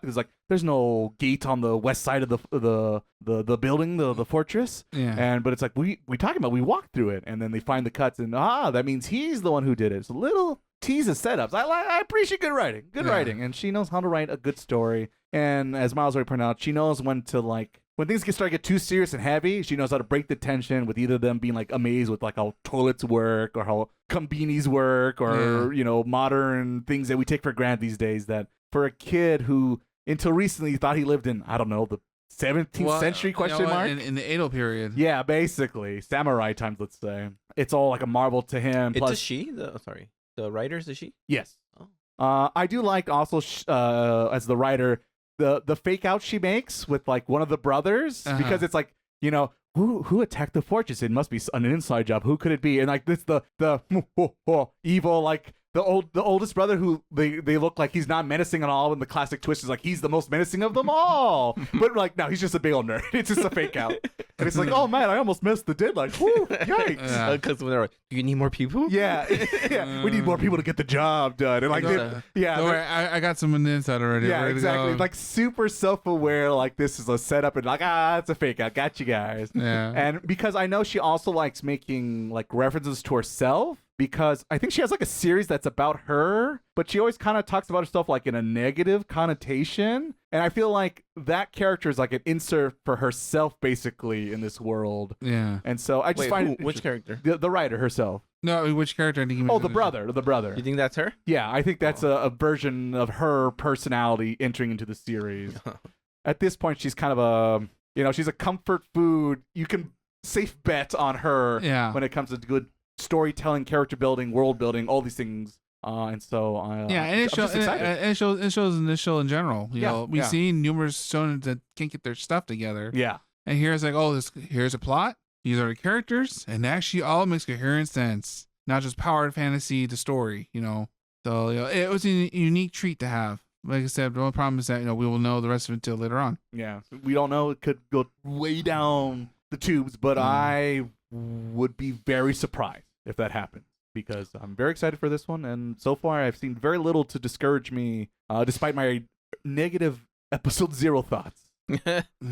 I will say, very minor note, just because for this particular series, a lot of Full Metal Alchemist vibes, and when I think of Full Metal Alchemist, I always tend to think about the English dub of Full Metal Alchemist. Yeah. And so then I was switching to the English version of this series to see, can it live up to that living legend, if you will.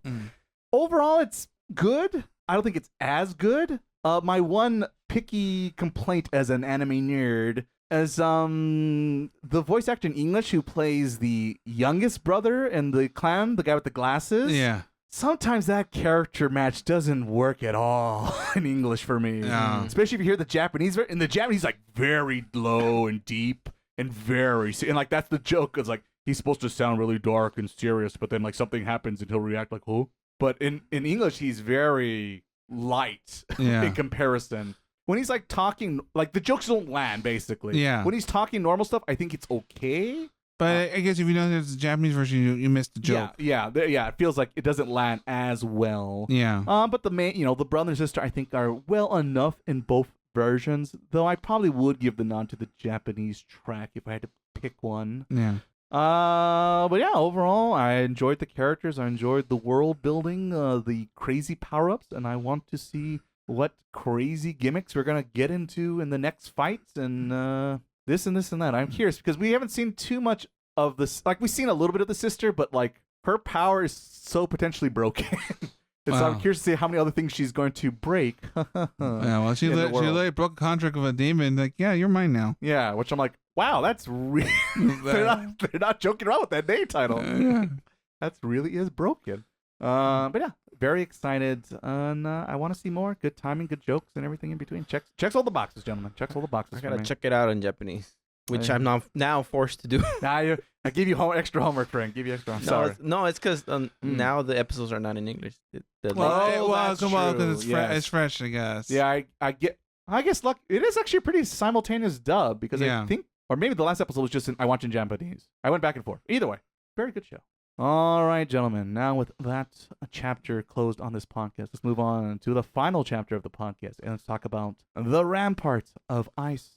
Once again, over on Netflix, because it's like the one few times I have to put an asterisk there, because you would assume, they're all on Crunchyroll. This one's on Netflix exclusive. It even says Netflix series in the beginning. Just to let you know. It's another. Netflix has got to make sure they Better put get that right. Yeah, they paid a lot of money to get that right, apparently. Let's see. So now here's the problem. It's been a minute since I saw episode 1 of this series. It is a high school drama. Takes place in modern day Japan. Who would have thunk? Our main lead is a female high school student named Koyuki, or Koyun is her nickname. Most of the people call her, or her friends call her that. Yeah. And she is a bit of a loner, awkward kid, if you will. But she's hoping to change her ways in high school, make that new high school debut, as is pretty common in Japanese culture. But she's having a tough time making that transition. Because I think it's been several months since the beginning of high school, the first year of high school, and she's not having much success and kind of falling to her old tendencies of pretty much keeping to herself and being the somewhat tragic loner, let's say. The Ice Queen is. Yes, or the Ice Queen would be fitting, because she has a very, what most people would call these days in America, a resting bitch face. And so very intimidating, not very open, very much an introvert. Lucky for her, though, she's not totally out of luck, because she still has her best friend, pretty much her childhood best friend, I guess you could say. They don't have the same class together, but they are in the same school together. And so they meet every so often, and that's when she kind of like bees herself and relaxes and feels like everything's going to be okay, a little bit more confident in herself. And her best friend is also going through a phase in high school, because she's more of a direct personality, not afraid to speak what's on her mind. She's kind of tall, and to oversimplify things, if you're a tall woman, that means you're more masculine, kind of, in some people's mindsets, or at least in this show's mindset. In Japanese mindset. Yes. And so she basically gets quoted the like handsome princess character type, despite that's really not her personality. And so she starts kind of playing this caricature of herself or someone else altogether, just to keep her high school appearances going. So she's going through some stuff. And then along the way, you meet the other two male leads who know her best friend Miki, that's her name. Yeah. And they know her because they went to like study night school. Yeah. That's more in Japan, not really a thing out here. At least I didn't. Yeah, we don't care about studies. No, not in my America. Slowly but surely, they start kind of forming a friendship group of friends, if you will. But Koyuki has a very time meeting anyone new. But she kind of has an easier time talking to the taller guy, black hair. Yeah, Mr. Giraffe, Yota. I was gonna say, I think it's Yota, but I wasn't too sure. And so they kind of easily hit it off as new besties, I guess. While meanwhile, the other male friend, Minato.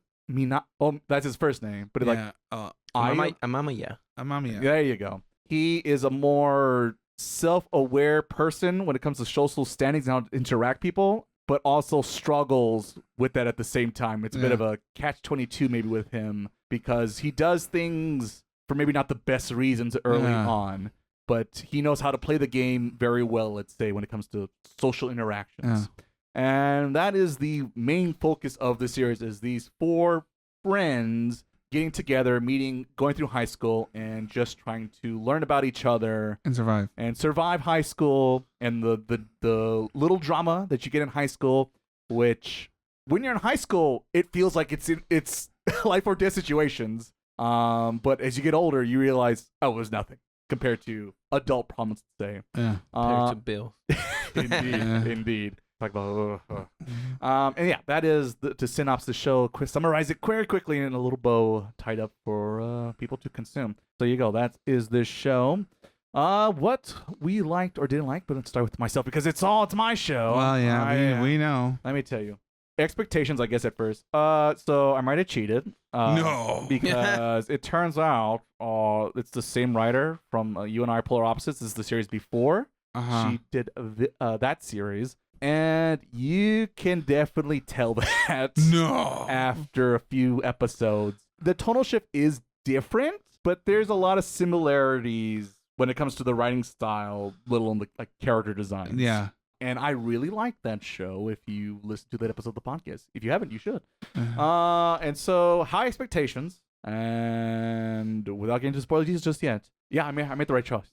And if you went to high school, public high school, let's say, I think there's a lot people could probably relate to someone in this show. Mm-hmm. And so that is one of the reasons I definitely liked it, because it was definitely relatable to me. While I do like my hyperbole anime with mobile suit Gundams and shooting laser beams out of our hands and everything else, it's also nice to see anime reflect the real world. Yeah. And you definitely get that in this series.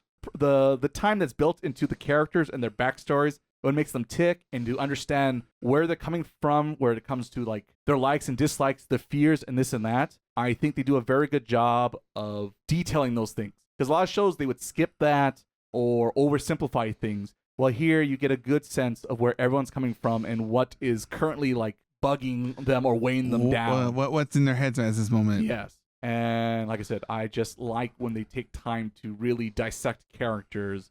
And for early on this series run, it is really just about those 4 characters and what they're all going through. As the show progresses, they open up the roster, you meet new people, and you meet more drama along the way. Speaking of which, I do enjoy the pacing of this show. Yeah. Because you get to enjoy everything.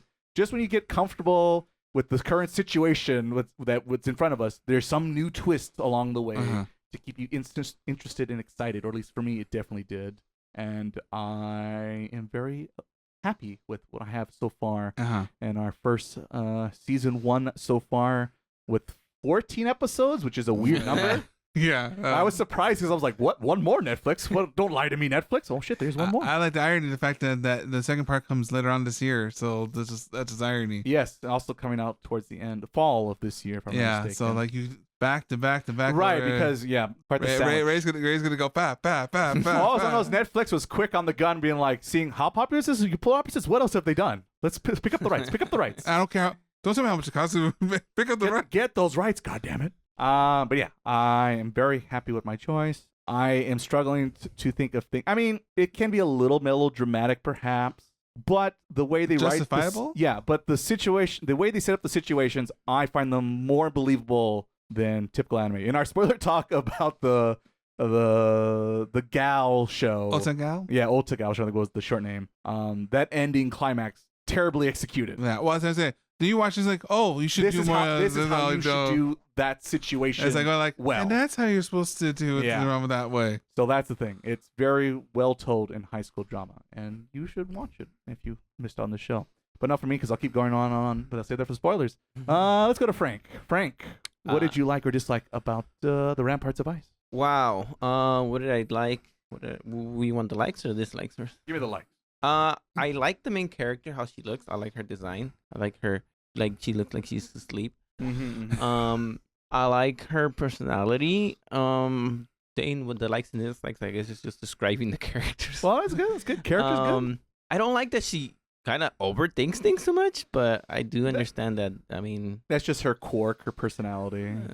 Yeah, but I kind of figure like that's more of a girl thing, because I've noticed that some people that I know that also do a lot of thinking. It could be, but I've gone there too, especially in high school days. More in high school days than today, let's say. Yeah, I think about the bills. That's because you're not a sensitive soul, Frank. You're a manly man.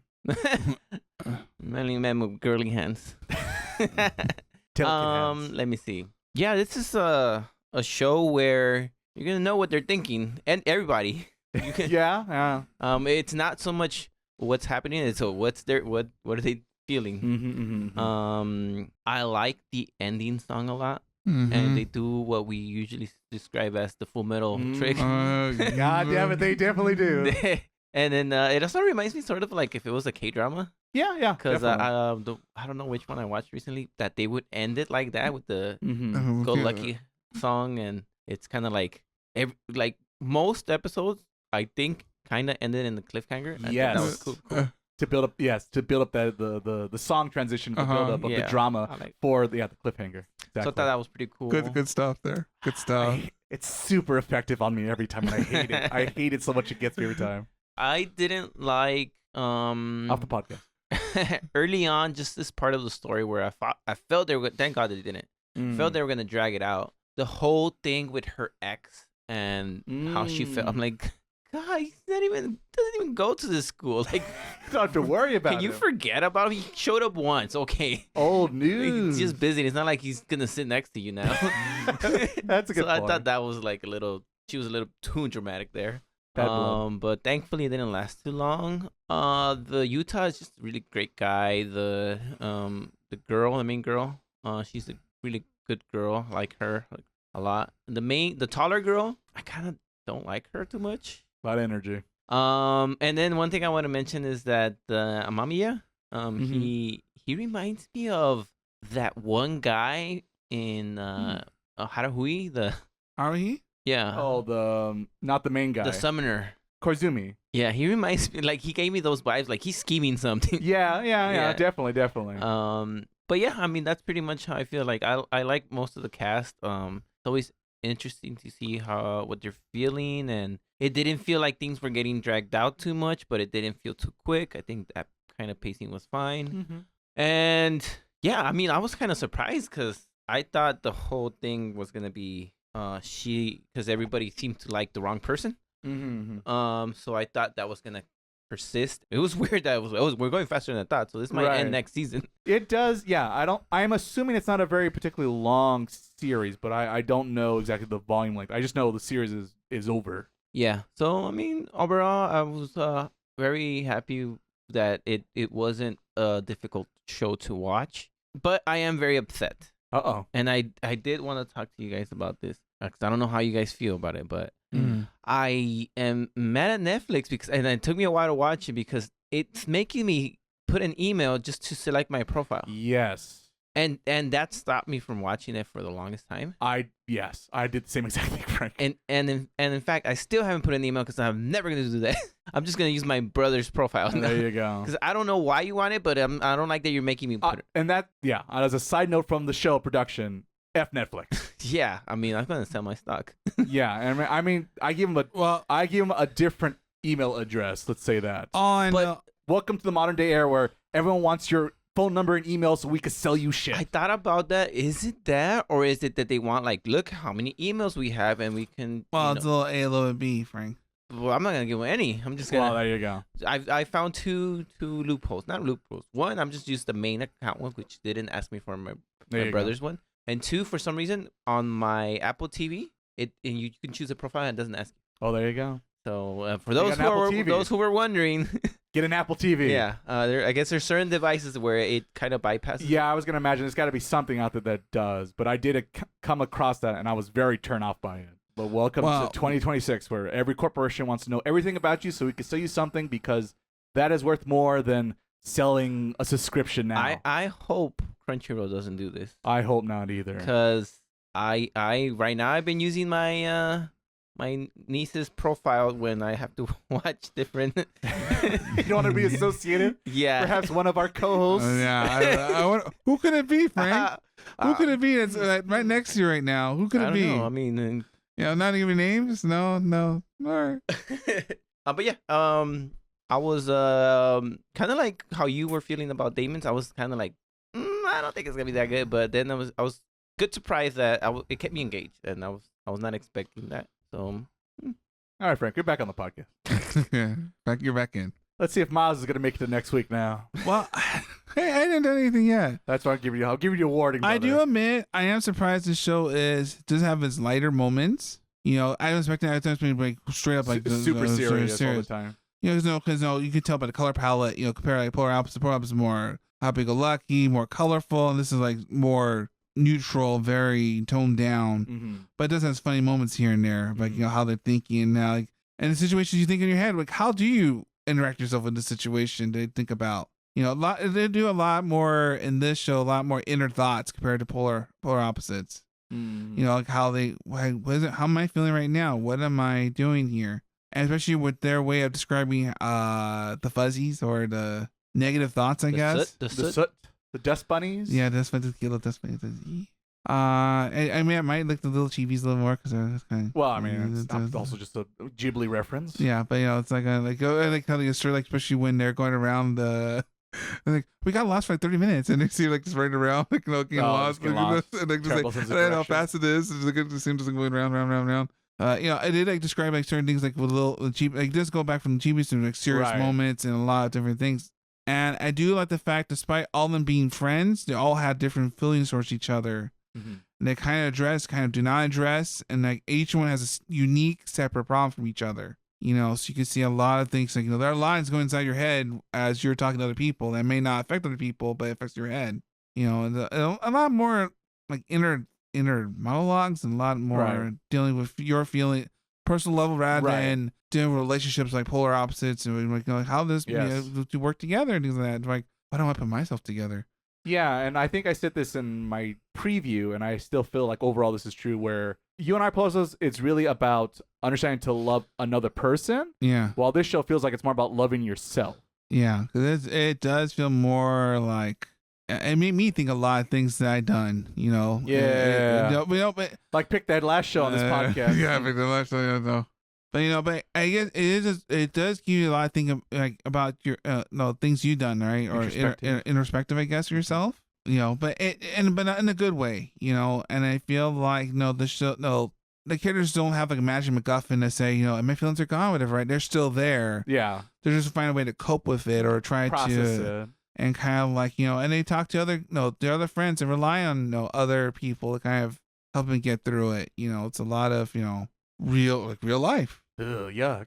Yeah, who not in my anime. Yeah, no believing in the hard cards. Where's my ghost in the shells? Yeah, there's that. But I know, once again, brother, you chose another winner, and you know, just it's another.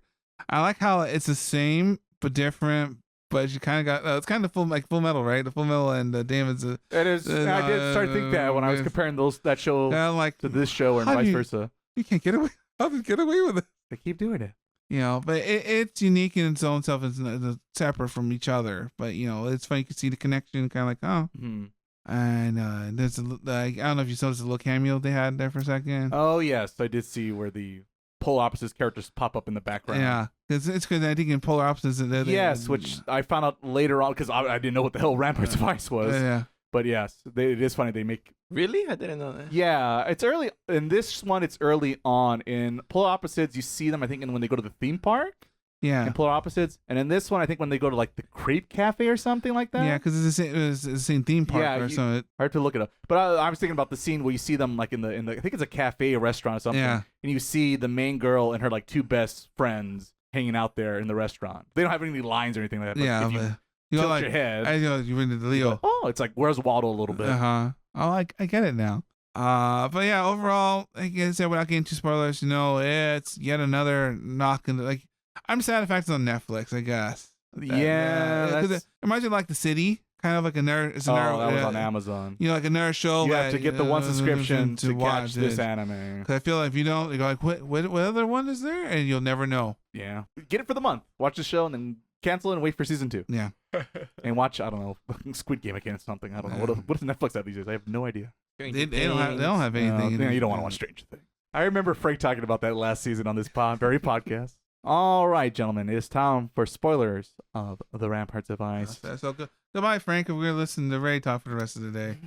Once again, on a broader scale of things, I once again like the personal relationships and the one-on-one you feel like when you get to see these characters. Yeah. And how they feeling, how they think, and how they process certain information. And if you can remember when you were in high school way back in the day, at least for us, you might have similar feelings or memories of having certain situations. Because to us, the viewers, it's very opposite. Like, oh, this person's into this person and not this person and vice versa, right? Yeah. But for them, there's signals that walk into the room, very classic anime situation, be like, what's going on? Are these two like super best? Are these two going on? What's going on here? Yeah. It makes sense. It just makes comedy romance become believable. Yeah. Which is, once again, a very hard sell to do. But somehow this creator has pulled it off in this series. And so I just really like that. The one story of note that I thought was a nice little twist is the Yuta character, because as far as we know, for most of the season, he is the happy-go-lucky one. He's the one, the drama-free zone, right? Yeah. But it turns out, oh, wait a minute, there's something a little bit. And the fact that in his own house, he sometimes feels like he's the odd one out because his dad got remarried, has a new wife and a new set of twins, I guess, younger twins. And obviously, when you're dealing with younger kids, you need as a parent, you got to spend more time with them. It's just natural, right? But I do like that story because it's one of those where at that moment he's freaking out, feels that way, but then he has the conversation with Koyuki, And they have the little scene with the soot sprites. And she talks about, because he's like confused, like, soot sprites, what are you talking about? Yeah, sometimes they kind of like overwhelm you and you can't see or think right. And it makes you see things that aren't real or feel certain ways that aren't true. And in that episode, it's just a good short story of the example of that. And it's a cute little, as you mentioned, Miles. Shoot, get out of here. And they just, they scatter away. And then when he goes home, his new, because it's not like his like stepmom's abusive or anything like that. Seems like a kind enough woman and is trying to look out for him. Already made his dinner waiting for him. And then his younger brother and sister seem to love him with no asterisk involved. Yeah. And then even the dad shows up like, hey, son, there's some good ice cream in the freezer if you want. And he realized, like, why did I ever think that way and this and that? But for moments of time, because teenagers and hormones and undeveloped brains, we have those moments where we think certain things, or at least I definitely could say I thought something similar, let's say, to that effect. And so, once again, it's always nice when I can see reality reflecting back on the TV screen or monitor. Oh, no, I have thoughts. Yes. So I really liked that story in general. I guess the big drama overall in the series so far is girl that shows up. Her name's like Momoka, something like that. Where she makes the point of, and I always thought this too myself, is like if you meet someone as your friend, let's say in high school or whatever, it's some at work, whatever, and you become friends. That's let's say opposite sex, assuming you're attractive to this opposite sex, let's say. How do you transition from friend to like romantic partner? And she makes the note of like, oh, it's better just from the get-go meeting someone being like, let's get romantically involved, because then where do you break that tie between friend and like I said, romantic partner? Yeah. And that's what the show's dealing with a lot, especially towards the end of the cliffhanger of this series where Miki and Yota, he's crushing on her and she doesn't know how to really process that. And you get to see her inner thoughts of like, I should just say yes to him because we'll probably fall in love down the line or it'll work out somehow. But at the moment, she's not really feeling also like lovey-dovey towards him. And I do like that because like I said, how would you process that? What would be the clear signal for you to be like, we should go all the way with this new relationship ? I ponder that myself. And I've always thought the same thing as the Momoko girl pointing out, like it is better from the get-go have the romantic interest there, if you will, versus, a blind date than a friend of a friend, if you will, something like that. Friends at work, perhaps. So, like I said, the little nuances, but social cues and interacting, meeting people. And I do like the fact that this author also knows how to leave breadcrumbs, as I mentioned with the previous writer of Full Metal Alchemist and the Daemons of the Shadow. That one, thank you, Frank. Do a very good job of teasing and setting up, because early on, you know that she has some back tragic story involving. You don't know who he is yet. You assume in the beginning he's like a bully towards her, but no, it actually was her boyfriend in middle school, and you assume, oh, he was a terrible boyfriend.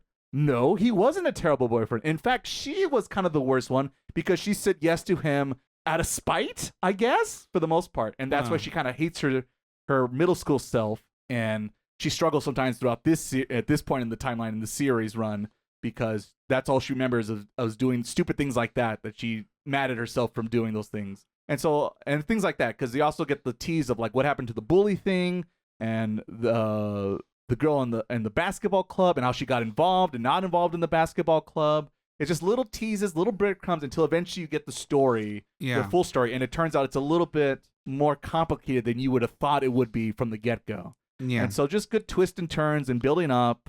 It's just good writing. It's really good writing, and I do like that. And I do like, like I said, every character I could talk about how much I like them.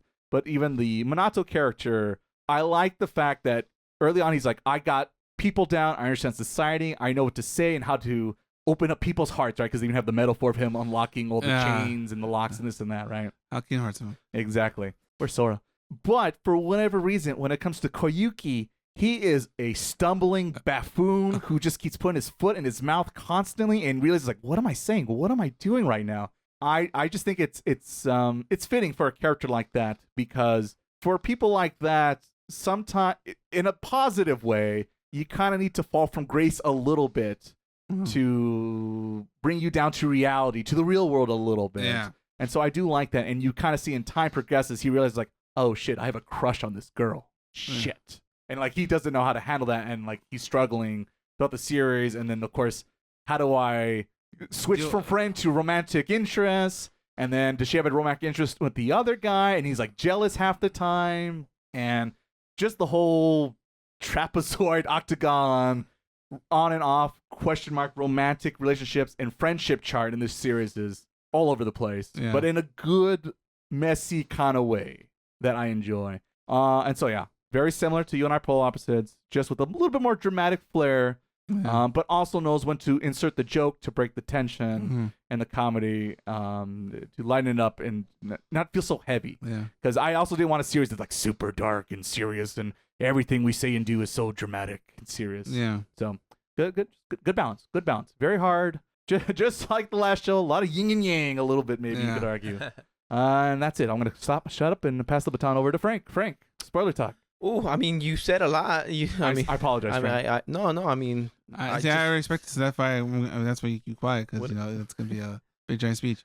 What is it that people say? I concur. Like, but something like it did a better job than Daemons to finish the season, but I still feel like it's unfinished. Yeah, yes, definitely. So I mean, guys, guess that's the negative about it too. But better because it kind of wraps up what's going on. Yeah, the first chapter, let's say. But it's not over because I feel like it can't end this way. Right? Yeah. What's gonna happen to our main group friends? Yeah. And what's up with the middle school bully older sister? You know what? Maybe not so much spoiler. I don't know, but the little sister, the one with the red hair. I feel like they made a big deal out of her, and like I almost feel like she did nothing. I think they're really saving that for the next arc. But yes, at the moment there was a big tease at the end of the one episode, and she hasn't shown up a big impact on the overall story just yet. But I feel like they're saving that for next season. Maybe I interpreted it wrong, but she shows up and she's like, "I want to be your friend," right? Yes. And then it was more like she's friends with the black hair girl, Momoka. Yes. And then that's how she was. So yeah. And then Momoka's the one that did all the things I thought she was gonna do. She did. Yeah. She definitely has the most impression so far.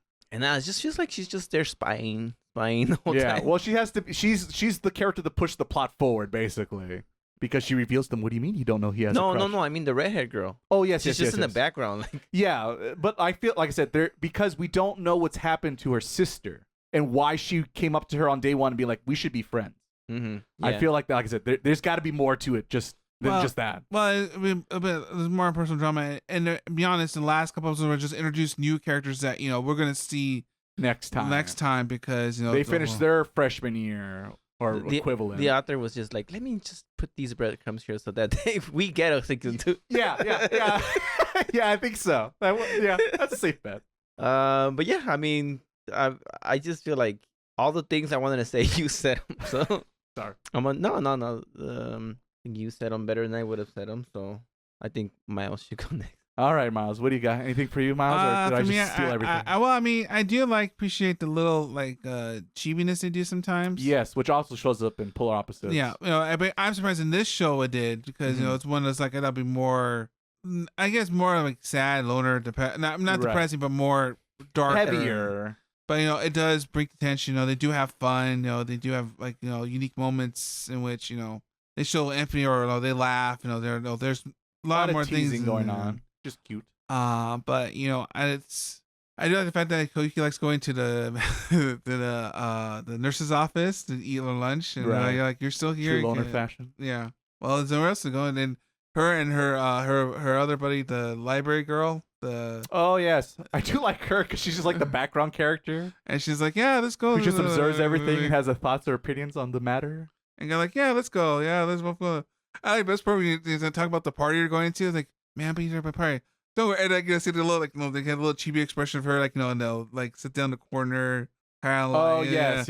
And somewhere because I'll be right there. I'll be hanging out next to you. And then I can see her right next to her. Like, two loners together. I do like you appreciate when you see we understand the soot, right? Because even before you mentioned you see when the light filters gets when you see get dark or something like that, and it seems like here's drama or here's something I don't want to say a darkness, but more kind of here's I guess more deeper thoughts that come up and it cause them to like you said, not see things or not think clear. So there's a metaphor for right, the soot, right? Dark negative thoughts. Yeah. So there's a lot of that, and I said the music every time. Then in the music, like when you hear like the piano jingle, right? Like, here comes the stinger. And I'm like, oh, here we come. You're bracing, get those hands clasping together, rubbing them. You said like it's like such an old men we are. You're like, oh, here's the moment. Waiting for that. And then it starts like climbing up, and then goes into the end, right? I remember Wee Liana. But boy, oh boy, here we go. It does good a job of pacing each individual episode and the current story beats. Yeah. Good pacing. And I said, and the best part is that all the characters get the same amount of love. There's no one really bad character per se, and they're all like little cogs that work together in the story as a whole. So it's like, well, because this is going on here, that's why this relationship is going on here, and a lot of back and forth, a lot of you can see like inner cogs like, well, he thinks like they're good together even though they're just friends, but he didn't see that now he thinks her like this, and it's a whole.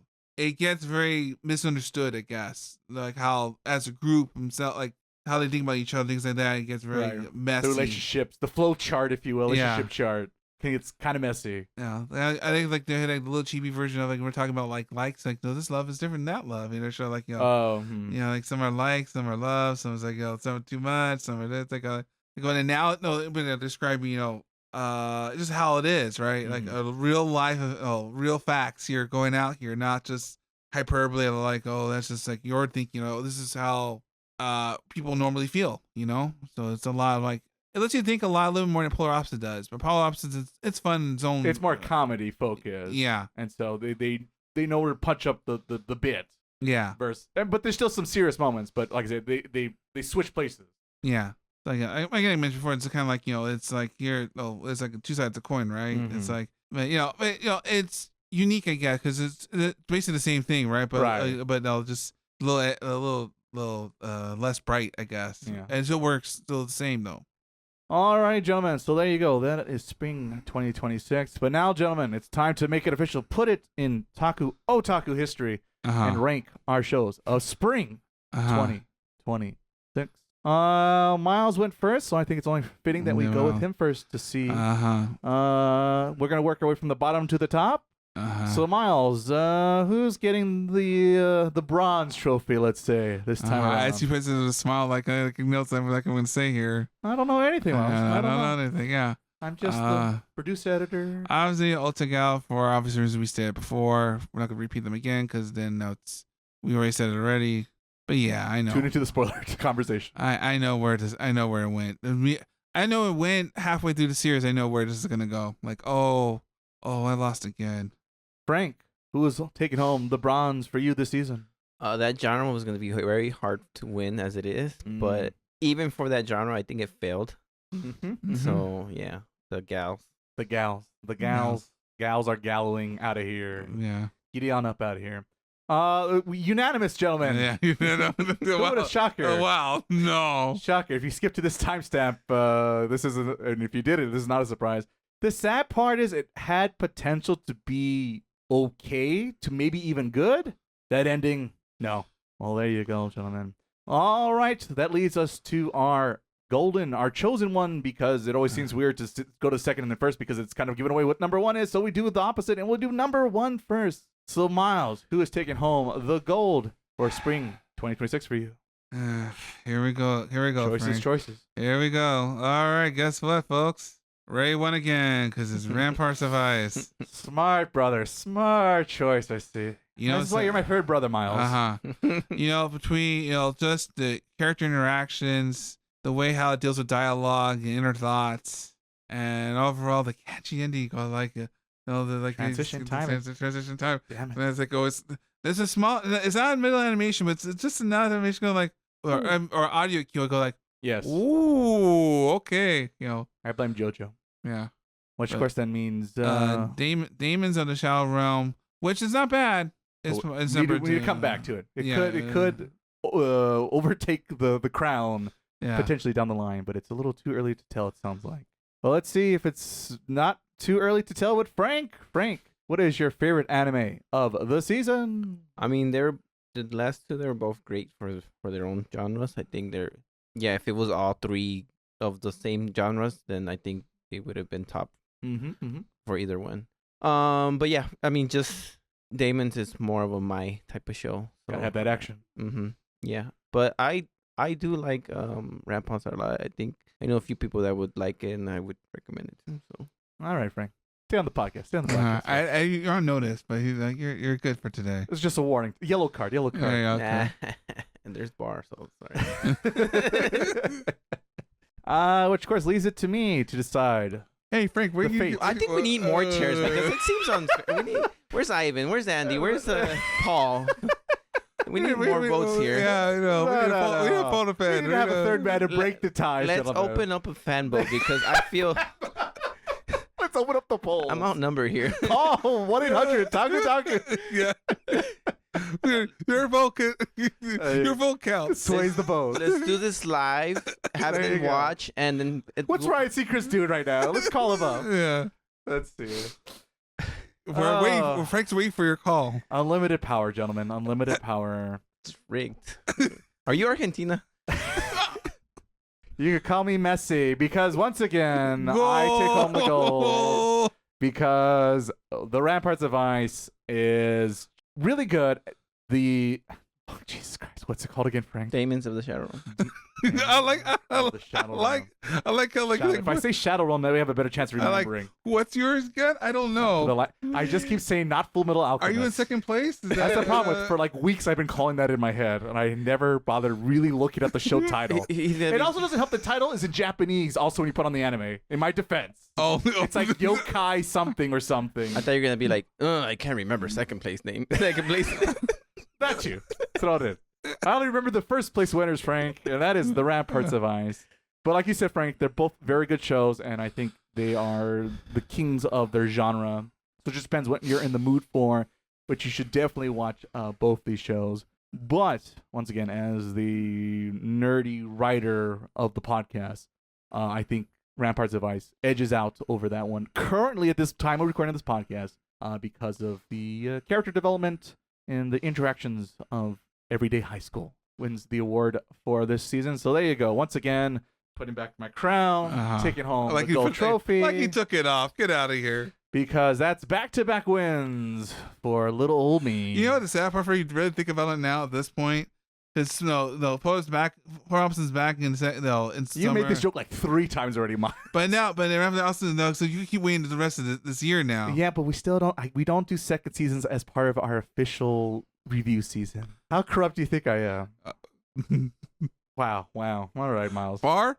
I'll let everyone know who picks last on this very podcast every season. I just want to point that out on this panel. But I'm on a consistent basis. What can I say? I'm just good.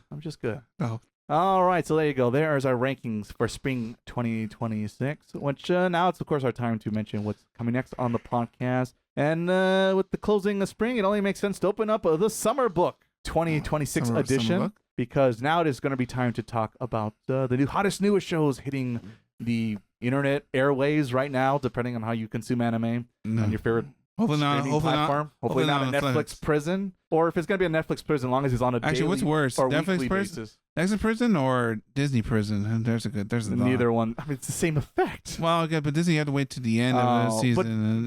Netflix is all over the place. Sometimes they wait to the end of the season. Like, wasn't there like that Flower anime like a few seasons ago? They waited till that was allowed to release it.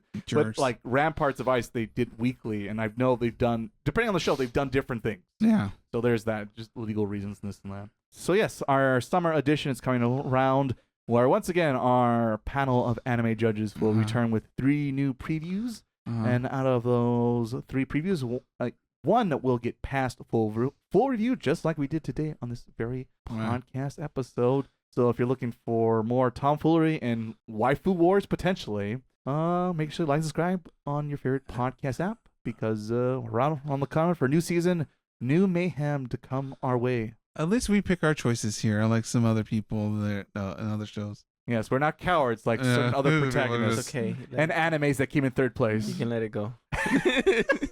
Remember, Miles, that was your show, by the way. Don't remind me of that part. But yes, now it is time on the podcast to slowly wrap up things. But before we close this chapter of this very episode of the podcast, a lot of book talks there for me, is I have to thank my co-host. So Frank, thank you so much, my friend, for coming on and picking a winner this time on this season, Frank. I don't know what happened 2 seasons ago, but I feel like I wish this was 2 seasons ago. I'd have to. I'm pretty sure I would have lost last season too with this. I think 2 seasons ago was still androids, wasn't that? Yeah. It hasn't. Time has should have. I wish it was farther along. I wish I forgot about that android show. You can look it up if you want. You want to hear me lose my mind? You turn to that episode of the podcast. And Nupsy, everybody. Nupsy. We got a Nupsy, everyone. That would have been fall of 2025 review. We're not getting together. We're hanging out with a bunch of people. See, also not choosing also had effects in that series as well. Tying it all back up here. And I tied it up. Miles, thank you, brother, for just being here, I guess. Being here, giving us your opinion, and at least choosing correct, brother. Thank you for developing my anime watching skills. There you go. Yeah, there you go. Frank does adapt to a new form of entertainment. I've evolved. He's leveled up. When it out, just put it over here. That way no one knows that this exists. You're bringing something to the party, Miles. Yeah, What it is, I don't know, but it's something. Yeah, it's something, all right. The listeners will decide if it's good or bad. That's up to them. Your calls are important. Please call us in. There you go. Item 100. Taku. Yeah. Please, editor Ray, make a poll. There you go. And I want to see those results. I'll talk to him. The fan winner of the season. I want to start seeing that. Oh, we'll look up the number. We'll look up the numbers. Because if I win, then I'll feel good about it. If I win the fan vote, at least. The fan vote. Oh, yeah, there you go. Well, fan votes don't count here. They mean nothing. No, I care about your votes. Playing with the people already. What I do care about, though, is you listeners for hanging out this whole time. He and doesn't thank you. care after that. I appreciate them listening. They're voting. I'm indifferent at the moment. They listen to vote. They listen to vote. You just haven't gave them that option. There you go. With my new beautiful bill, we'll fix that. Don't worry. We'll fix the voting rights around this podcast. But truly, thank you for hanging out with us this whole time. Hopefully, we brought you something new to watch or brought some insights to a show that you just recently watched, and hopefully we'll do that again in the near future. But until then, ladies and gentlemen, we hope to hear from you, and have a good one. Until then, bye. Bye.